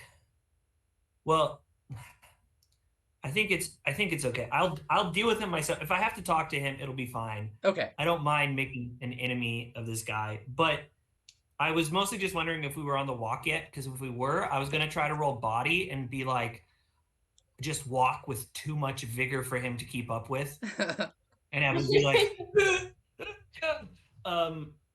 but if not, then I guess I'll try to roll warm to try to mingle with everyone else and make it seem like I'm far too busy to be burdened by the responsibility of talking to one person. Okay. Yeah, I'm gonna put that at a difficulty of 6. Which dice? Which dice do I use? I'm gonna use the one Devon got me. So if this fails, it's Devon's fault. Well, okay. It would make a lot of sense, though. That's a 9. Oh! Devon. Yes. Devon helping from fucking Japan, from Sunshine Land across the sea. That's how I do it. Did you crit on it? No, I rolled an 8 + 1 on a D10. Oh, okay, cool. Okay, so yeah, you're just immediately engaging in a lot of different conversations, and you have the advantage of the fact that like people genuinely like you and have lots to say to you. And so the moment Trowbridge tries to like kind of find an opening, the conversation is so thick with friendship. Even this person who's like not very good at reading a situation is like, "Oh, I'm not wanted here." And he's going to just kind of shuffle back to the little area where the older adults are hanging out. Yeah, it's like I think maybe part of that is like me and Horatia, because we've established that we're kind of like friends in rebellion. We're like the edgy cool kids, and like I've definitely seen things, or like sometimes it's people where I'm like friends with both of them, but when they get in a vibe where it's like they went to high school together or something and they start talking, I'm just sort of like, well, I'm gonna go get punch. Yeah, Yeah. I'm gonna go get another beer from the cooler. 100%. That's it. That's definitely happened at like a party that like Devon and I have been to, because like John has like sets of friends from like one part of his life and then from like another part of his life. So sometimes when like he gets stuck off on like Whittier Pico Rivera stuff, I'm like, I wonder what Devon's up to. Hey, Devon. Let's talk about spiders. Yeah, let's Oh, that's so true. That's perfect. Okay. So now that he's out of the way, the walk is going to begin, and you guys are going to be chaperoned by servants. And your group is going to kind of naturally fall into like groups of 2s and 3s, unless you like work hard to keep the group cemented together. So I want to know like what your guys' strategy is for like who you're talking to, who you're not talking to, whatever. I'm immediately searching out Susan Sinclair. Okay, very cool. She is surrounded by her usual band of charming NPCs, and it actually gets to the point where like they feel close to you because they've seen you at tea at her house almost every day in the past month, and so they're like, Theophile, come tell her I won that croquet game. She keeps insisting I lost. Oh, you did lose, mate. Well, I certainly did not. And if I did, it was because you cheated. Ah, See, that's the thing there, my friend. First rule of relationships with women, you're always wrong. Yes, yes, I suppose you're right. They are all so hysterical, you wouldn't want to set them off. Oh, I wouldn't say that. That's that Now, don't now, sit don't right with me. backtrack. We all know how we feel about it. I know that I have 3 sisters whom I love very much. And I don't appreciate you belittling their emotional turmoils as hysteria. Well, certainly you My must. good sir. I hope you're not supposing that you think women are equally rational to men. My goodness, I didn't peg you for a suffragette. Wait, is that too early for suffragettes? Ooh. I mean, Well, my goodness, lad, you better have your eyes checked. Why should I have my eyes checked? Because you didn't. I don't. I'm gonna like turn to someone else. He's fucking thick, isn't it? Okay, so you and the boys are walking next to Susan St. Clair. What's your strategy for like winning her attention right now? Oh, I thought it was clear. Um, making it obvious that Theophile wakes up in the morning and takes a large and drinks a large glass of respect women juice. Oh, got it. Using feminism to win over women. That's what it's Oh. really all about. Man. But because for one, like it's not like it's an act. It's not that Theophile doesn't actually believe in this. It's just like he's unattracted to her, so he's approaching this from a very clinical standpoint. Just she's a woman. She's gonna respond to the fact that I happen to believe that women are equal to men. Mm-hmm. And in many, I mean maybe not many, in cases, in probably an average amount of cases, are superior to men in specific circumstances. Okay, phrase that in terms of a role. Is this a heart or maybe a warm? Heart. It's heart 100%. Okay, I'm going to I'm going to set the difficulty at a 6 because right now she's kind of like enjoying having people to flirt with and is less inclined to like pick a favorite and scare anyone else off. You know what I mean? So yeah. Well, Alyssa, that was a 14. Holy guacamole. Okay. And just to be clear, it was a crit? Holy guacamole. Yeah, because I have a D12, I rolled a 12, and I have a +2 to heart. Damn. Okay, there's no way I can make this happen. That's not going to be like humiliating to act out. So she is just so impressed by your feminism that she tells all her other suitors to get lost and holds onto your arm and continues the walk with just you. Oh my goodness. Yeah. Okay. What about you other three? What's your vibe for this walk? Are you on your own or are you already starting plan get Abigail married?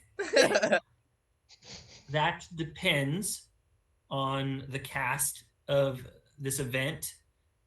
Is Ms. Lockhart there? Oh yeah. She's there? Mhm. Okay, second question. Does Sherborne St. Clair seem the type to enjoy a chase? Does he like the thrill of competition? Or is he a shy boy? I would say give me a heart roll difficulty of 4. That is a 4 exactly. Okay. Yeah. Okay. I think you've probably gotten to know him pretty well over the years. You've basically been hanging out with these same people since y'all were toddlers, right? So you know that he likes a challenge, but if the challenge is too difficult, He will crumple like a blueberry scone. Okay. Then I note that Vivian is there, and I have plans to speak with her later, but I am going to escort my beloved sister, walking next to her, and I am going to make on as if we are having like great and rigorous conversation, and as if she is very, very funny. And unless Phoebe has her own plans, my plan essentially was like for the two of us to be like escorting her and be like, "Oh, sister, you're so hilarious and funny," so that Sherborne has a chance to be like, "Oh, excuse me, ladies, I hate to interrupt, but could I please have a word with your sister?" Uh, and then we can do the whole dance of like, "Oh, are you going to be okay?" And you can be like, "I'm sure I'll be fine. I can handle myself." Uh, I don't know what that role is, but I would like to do. Sounds like it's leading towards a team role. Okay. Does sound like a team. Um, and I think let me see. I think I'm gonna put it at a 15. Okay. Ooh. Is this well, okay. I know I have laid out a plan, and I am happy to lead it if people want. This feels like it's either warm or a heart, and I am not especially amazing at heart. I only have like a D8. So I don't know if anyone else wants to lead or if we want to approach it as us being particularly warm. I don't know what everyone's thoughts are. I'm curious for feedback. I have a D10 plus 1 for heart. Ooh.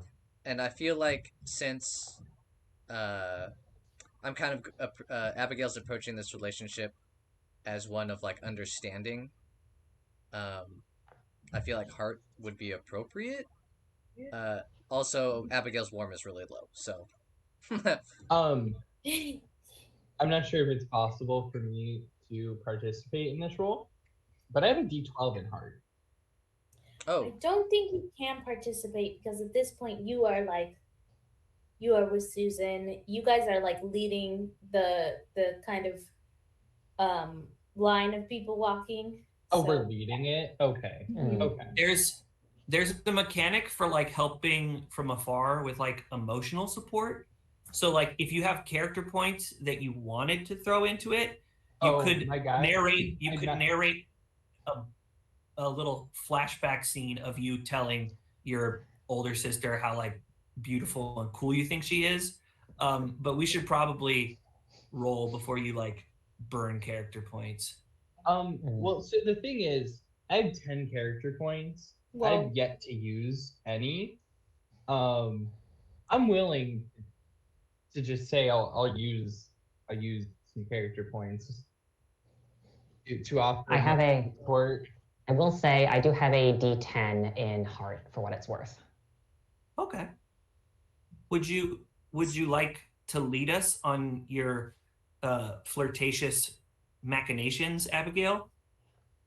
yeah. How about I'll lead it, and then with your guys' assistance, I think we should be able to accomplish what we're setting out to do. Okay. Perfect. Cool. All righty. Here we go. I got a 9. I got a 3. That puts us at 12. And I got an 8. whoa. Yes. Boom. 20. Okay. Yeah, you super succeed. So you guys are on both sides of Abigail, just laughing it up, having the most engaging conversation.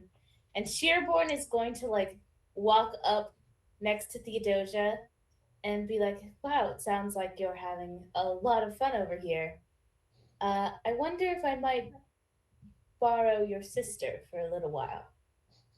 I mean, of course, Miss Abigail Scolthorpe.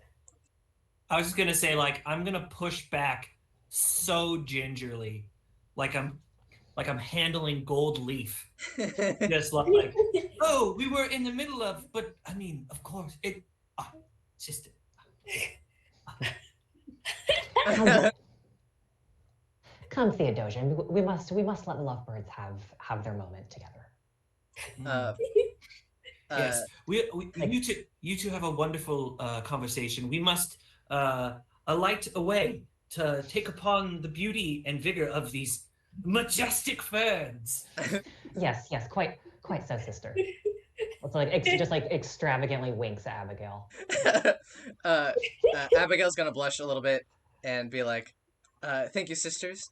Uh, we must continue this riveting conversation at a later date.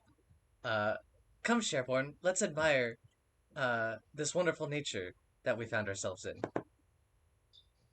And Oh my gosh. I'm gonna walk away from my awesome sisters. Okay, yeah. The moment you two like step away, Sherborne doesn't like really waste time with small talk. He just goes immediately to the last thing you said in the last letter you sent, and he's like, "I read that book you brought up. I found it in my father's library. It was riveting." Oh, okay, awesome. Yeah, I think they're just gonna launch into just a super deep conversation about, you know, I think they're just gonna like really click, right off the bat. Yeah, and okay. I'm not even gonna make you roll for it because I feel like you set it up pretty good with the letters that and between that and the team roll that we can kind of just trust those two to like have a good time for a while. Yeah. And then Phoebe and Theodosia, do you have any other things you're working on? Well, yes. As it happens, I was given a mission to distract Cornelius and keep him away from his sister for a little bit. What's Cornelius doing right now? Cornelius was in the crowd of like Mm-hmm. Susan St. Clair's suitors, but the moment that he's like put off by Theophile, he's going to join Frederick and the other Bartletts, and just kind of like hang out with them. So they're kind of like the middle of the pack, but the largest group. Mm-hmm. I think if my goal is to keep Cornelius like consistently distracted, I think I do need to make my move now. I'm gonna like approach their group, and I want to get Cornelius talking about his poetry because I know if that starts, he's not gonna shut up. Mm-hmm. I'm not sure exactly how to like narratively frame this, but I basically want to kind of pull him off into a private conversation. And I think I vaguely remember in session 2, there was something about at one point Abigail was kind of negging him a little bit, and that was really successful with him. I think I want to use some character points to whatever role this is. Spend character points to call in a trait using my trait blunt, and I kind of want to like basically draw him into conversation by, my sister was telling me about the latest line of poetry in letter, and I must say, just start critiquing his poetry. Okay, yeah. How about you? I'm gonna set it at a difficulty of 6. He's in high spirits around all his friends, and then pulling him away without like offending anybody will be a thing. This sounds like maybe it's cold, and then you're adding your character points. Yes. This might be a little overkill, but I think I'm gonna add. Can I just add for this particular move? Can I just add 1 character point at a time, or can I spend multiple? Oh, you don't remember, Jacob? Do you remember? You should be able to spend as much as you feel you need to spend to get the roll, as long as it correlates to one of your character traits. Okay, I think I'm going to spend 2 character points, and I'm basically I'm using my character trait blunt, kind of being very like a little bit rude, a little bit overly direct. And you don't need. Did you roll already? I haven't no. So you shouldn't need. I don't think you need to add them until after you don't need to declare until afterwards. Okay, cool. And then if you do, but it's good that you put it ahead of time, because now you can say like, I was being blunt, so I should add the blunt thing to it, and then afterwards. Okay, I've already kind of like narrativized that. Cool. Well, turns out I don't need to because I scored an 8. Nice. Forgot I have a +3 in cold. Yeah. Okay. Oh. Oh! Oh. Oh! Oh no! Google Meet was like, they're too powerful. We gotta kick them out. we gotta kick him out. It was too much. Eliot distracted Cornelius so well that Phoebe pulled him out of the game. Welcome back. I accidentally closed the tab. Oops. Oh yeah. We were just joking that you distracted Cornelius so well that you pulled him out of the game itself. Disappeared from the narrative. Yeah. He Homer Simpson memed. Yeah, it's kind of like pulling him into a shrub somewhere. Definitely the kind of behavior that if Phoebe cared more about her reputation would be a little bit dangerous, because it's like, oh, she's being very forward with Cornelius Basilton, but. I think the other two Bartlett sisters see what you're doing, and they seem pissed at you. And I don't know if you remember, but in the last session, Abigail pulled Cornelius away from them too. So like your family and the Bartlett sisters are just go ahead and mark a -1 with Ruth, Bartlett. What's the other sister's name? Oh yeah, Jane, Harriet, and Ruth Bartlett. 3 people that you now have a -1 relationship. Oof. I am not here to make friends. I am here to, I don't know, neg this shitty poet, I guess. And he's just going, the moment you bring it up, he's like, oh, did you read my poetry? No one ever reads my poetry. Well, I tried to get father to read a line the other day, and he was so busy. And, well, if you didn't like that one, perhaps I could read you another one that I was composing. I was inspired by the fern we saw back there, the bird's nest fern. It reminded me of my childhood. You know, I am scarcely surprised that few people take the time to read your poetry, Cornelius.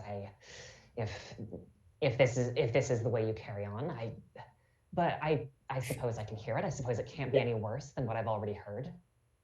Oh, would you? Thank you.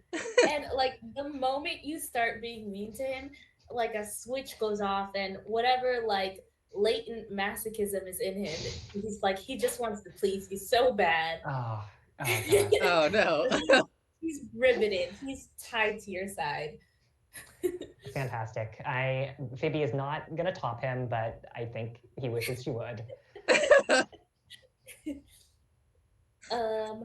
Okay, is there anybody else who wants to jump in before we close out for today? Yeah, I just would like to do perhaps a scene with Vivian to see how she is, to see where we are. Where we are. We haven't talked in person since the ball. Okay. I think she's like honestly wandering at the back by herself. Normally she'd be with Horatia, but Horatia's kind of busy. So like leading this whole walk thing. And so she's just kind of at the back by herself looking at the different flowers. Yeah, then I'm going to like fall back a little bit, kind of like fall into pace with her and say, well, it is fortuitous to run into you again at this event. Tell me truthfully, what do you think of these ferns? I can tell you truthfully, I think absolutely nothing of them. I've never had an opinion about a fern before, and I don't think I'm going to start today. You know, I have read in horticultural magazines that arborists believe that ferns, aside from moss, are the least evolved of all the trees. That makes sense because I think the activity we're doing today is probably the least evolved of all activities we could be doing. And uh we can like fade out, but I think like I'm just gonna like jump into like weird question territory and just be like, tell me something about yourself, Vivian. What is the darkest, most taboo subject upon which you fix your fascination? And I'm just gonna ask her what kind of unhinged shit she is, because I know that this girl writes fucking fan fiction. I know that she's on AO3. I know that she's doing weird stuff. Hold on, are you opening out the day with like, what are your kinks? No. It's not it's not sexual in any nature. It's like I'm trying to like suss out her weirdness, you Mhm. know, of like that thing where like you're around like a bunch of people who you kind of know when you're in high school or college, because like we're all in our early 20s and you're like trying to gauge like what their weird meter is. Do you know what I mean? Where you're Yeah. like, and you like start, you kind of start making jokes, or you just like bring up a topic that you're like, this is a little bit weird, like Okay, for sure. I think that she's kind gonna of tell thing. you that she like loves to read novels and occasionally write them, which of course you know is a sign of a weak-minded female. And she especially loves writing novels involving like monster characters. Hmm. Uh, yes. Then I will remark that she. I don't know. It would be weird and anachronistic to say that she reminds me of Mary Shelley, considering that that novel may or may not have come out and probably would have just come out if it did. But I guess I'll just say like, well, obviously, um, novels, the enjoyment of and the writing of are for women of a particularly low intellect. And lucky for you, I happened to be a woman of exceedingly low intellect. And then I'm gonna, uh, I don't know, talk about people I killed in France. Uh, and Cool. it'll be fun. It'll be fun. Very cool. Okay. I think that's where we'll close out for today. Good job, Sick. everybody. Let's. Thanks. Hell yeah. I think that so many relationships changed today. I took notes, Yeah. but I might be missing some. Okay, let's go right to the intercession stuff. Um, I'll go in the order of everybody on my screen. So, Devon, do you have a trait that caused a problem or complicated the narrative? You can take one character point for each one that did. I don't know. I don't know if Abigail complicated the narrative at all this session. What are your traits? Abigail is into fashion. She is self-conscious and she is petty. Oh, okay. I feel like being petty might have come up, but I can't remember when. I would say like sending a generalized letter to Cornelius is a little bit petty, but I Okay, don't know. that I It feel. definitely complicates the narrative. Yeah. No, I feel like that could definitely complicate things later down the line. Okay, I'll take a point for petty. Okay. Zach, what are your traits? My traits are dandy, mean gay, tactics nerd.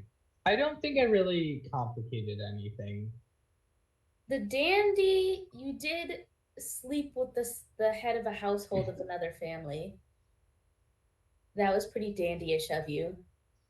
Did I complicate the narrative though? Well, I would say so because I don't think complications need to be problematic. I think they just need to make the web more tangled. They just need to like drive something forward. If this was a show, the fact that you hooked up with him would be extremely juicy and it would be complicated and it would and I That's mean a I really think good point. Yeah. I want to leave it to you, Alyssa, because you're the GM, but I feel like Zach gave you a hook upon which to hang his character like a fish. Yeah.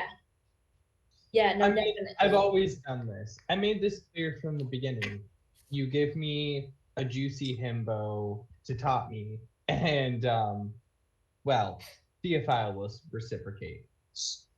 I agree with Jacob, and I think like if you're thinking Okay. about complicating the narrative, just imagine for a second that everyone in the ton knew. Would it complicate the narrative? You know what I mean? Okay, it would if people knew, but like I agree with Jacob. Like I see his point fully, but like I just kind of need to refute that point. People don't know. So the narrative hasn't really been complicated in that aspect yet.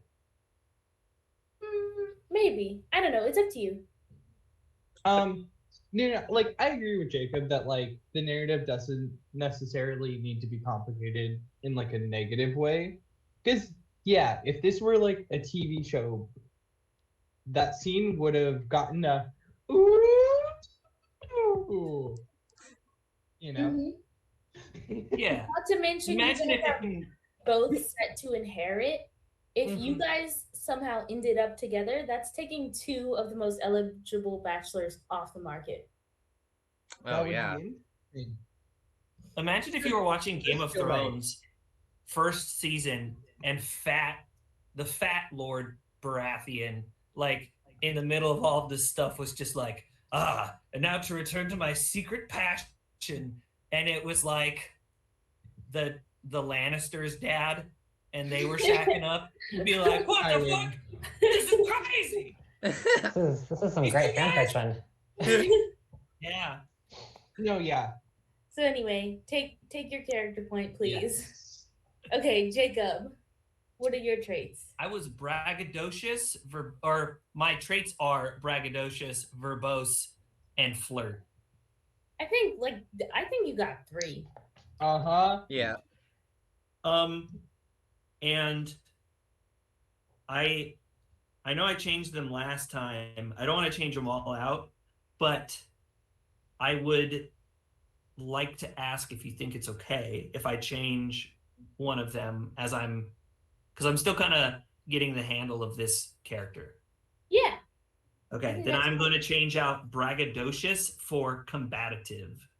Ooh. Ooh. Okay. Ooh. Nice. Okay. Eliot, what are your traits? My traits are blunt, melancholic, and lonely. I think blunt, at least, because that actively led to me like my relationship with or I guess this isn't really about like relationship status decreasing because that's another source of character points. I don't know.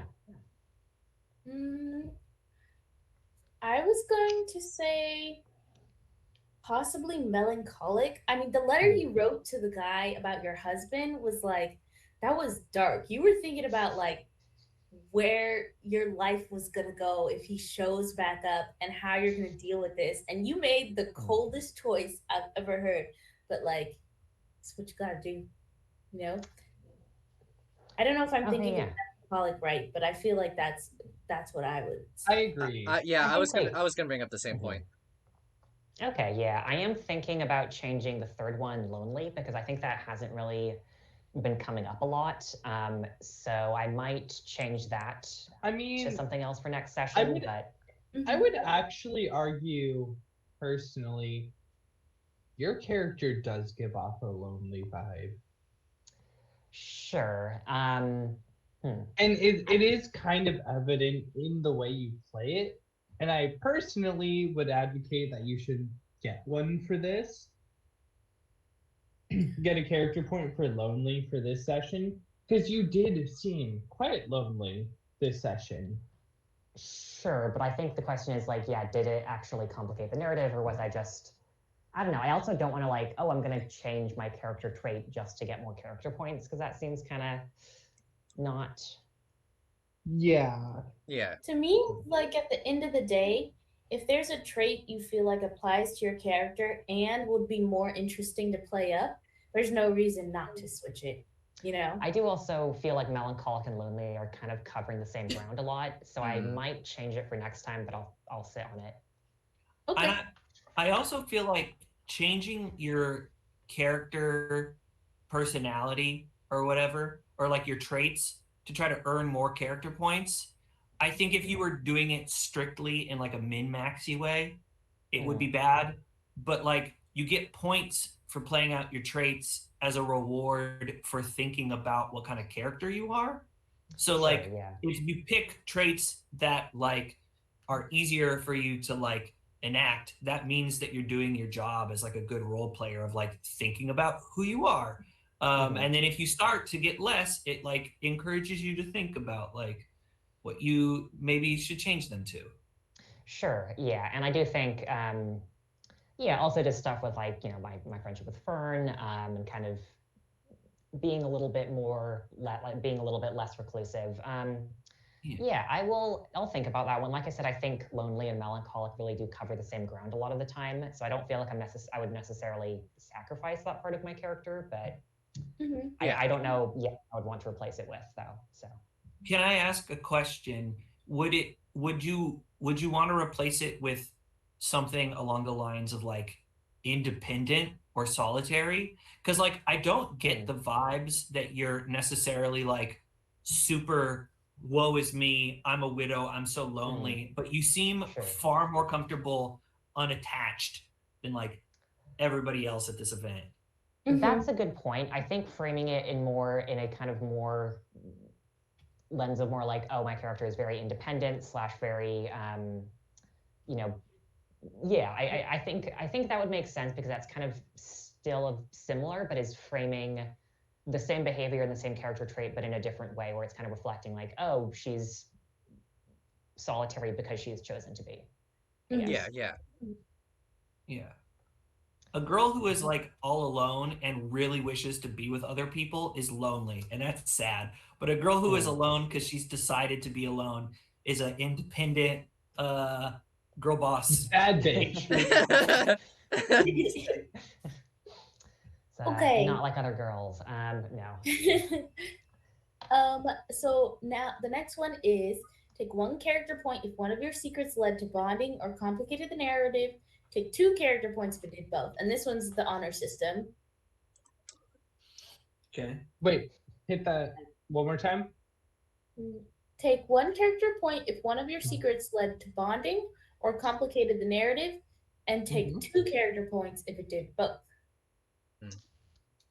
I got 0 on this one. I got 1. Alyssa. If my sisters know my secret, is it revealed to the world? Yeah, I don't think so. I think revealed to the world is like scandal, shock, outrage. Because I'm gonna be honest, I personally think that I've tried very hard to establish that Theophile loves his sisters more than literally anything else, right? So I feel like they would know all of his secrets. Yeah, but you can also still like use them for a bonding move down the line. You might want to reserve that. But if you say like it makes more sense for your character for them to just know it all, then yeah. But I think the revealing. Oh, actually, okay. There's one that I'm gonna keep to myself, but there's one I think you would all know.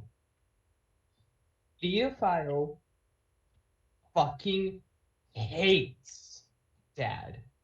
Oh. Oh, daddy You issues. put Theophile and Dad in a locked room with a weapon alone, Theophile's the only one walking out. Oh shit. Dang. Okay. He hates him more than absolutely anything. Yeah, so for it to be revealed to the world, at minimum, your dad would have to know. We'd have to see the fallout of that. Oh, fantastic. Because, yeah, you would all also know he has absolutely zero interest in father ever finding out. Okay. If anybody revealed a secret to the world, take 4 character points for each Nope. secret revealed and remove it from your list. I don't think anybody did. I don't think so either. Did you explore the setting? Take 1 character point or 2 character points if you discovered something new. Yes. I feel 1 or 2. I say 2. I was gonna say 1 for exploring the setting, but what do you think about you discovered that's new? I feel like this is an entirely new environment for us. I feel Bro! I don't know. We said that we had technically have been here before. Oh, you are right. Okay, so just 1. Yeah. No. You're right. I forgot about that. Yeah. I would like to fight to get 2 because I went to the lock step, and also I found out that the same man who is set to inherit the St. Clair estate, thus wrestling any potential financial freedom away from my sister's potential suitor, is also the man who fucked over my dearest new companion. No, I was actually gonna say that. I think you definitely discovered something new. Yeah, that's pretty good. And the last one, did the nature of your relationship with another character change? Take 1 character point or 2 if it happened with multiple characters. Yep. Did the nature of my relationship change with anyone? I would say, yeah, I didn't mention it when it happened, but I think you and Frederick Bartlett are probably Ooh. at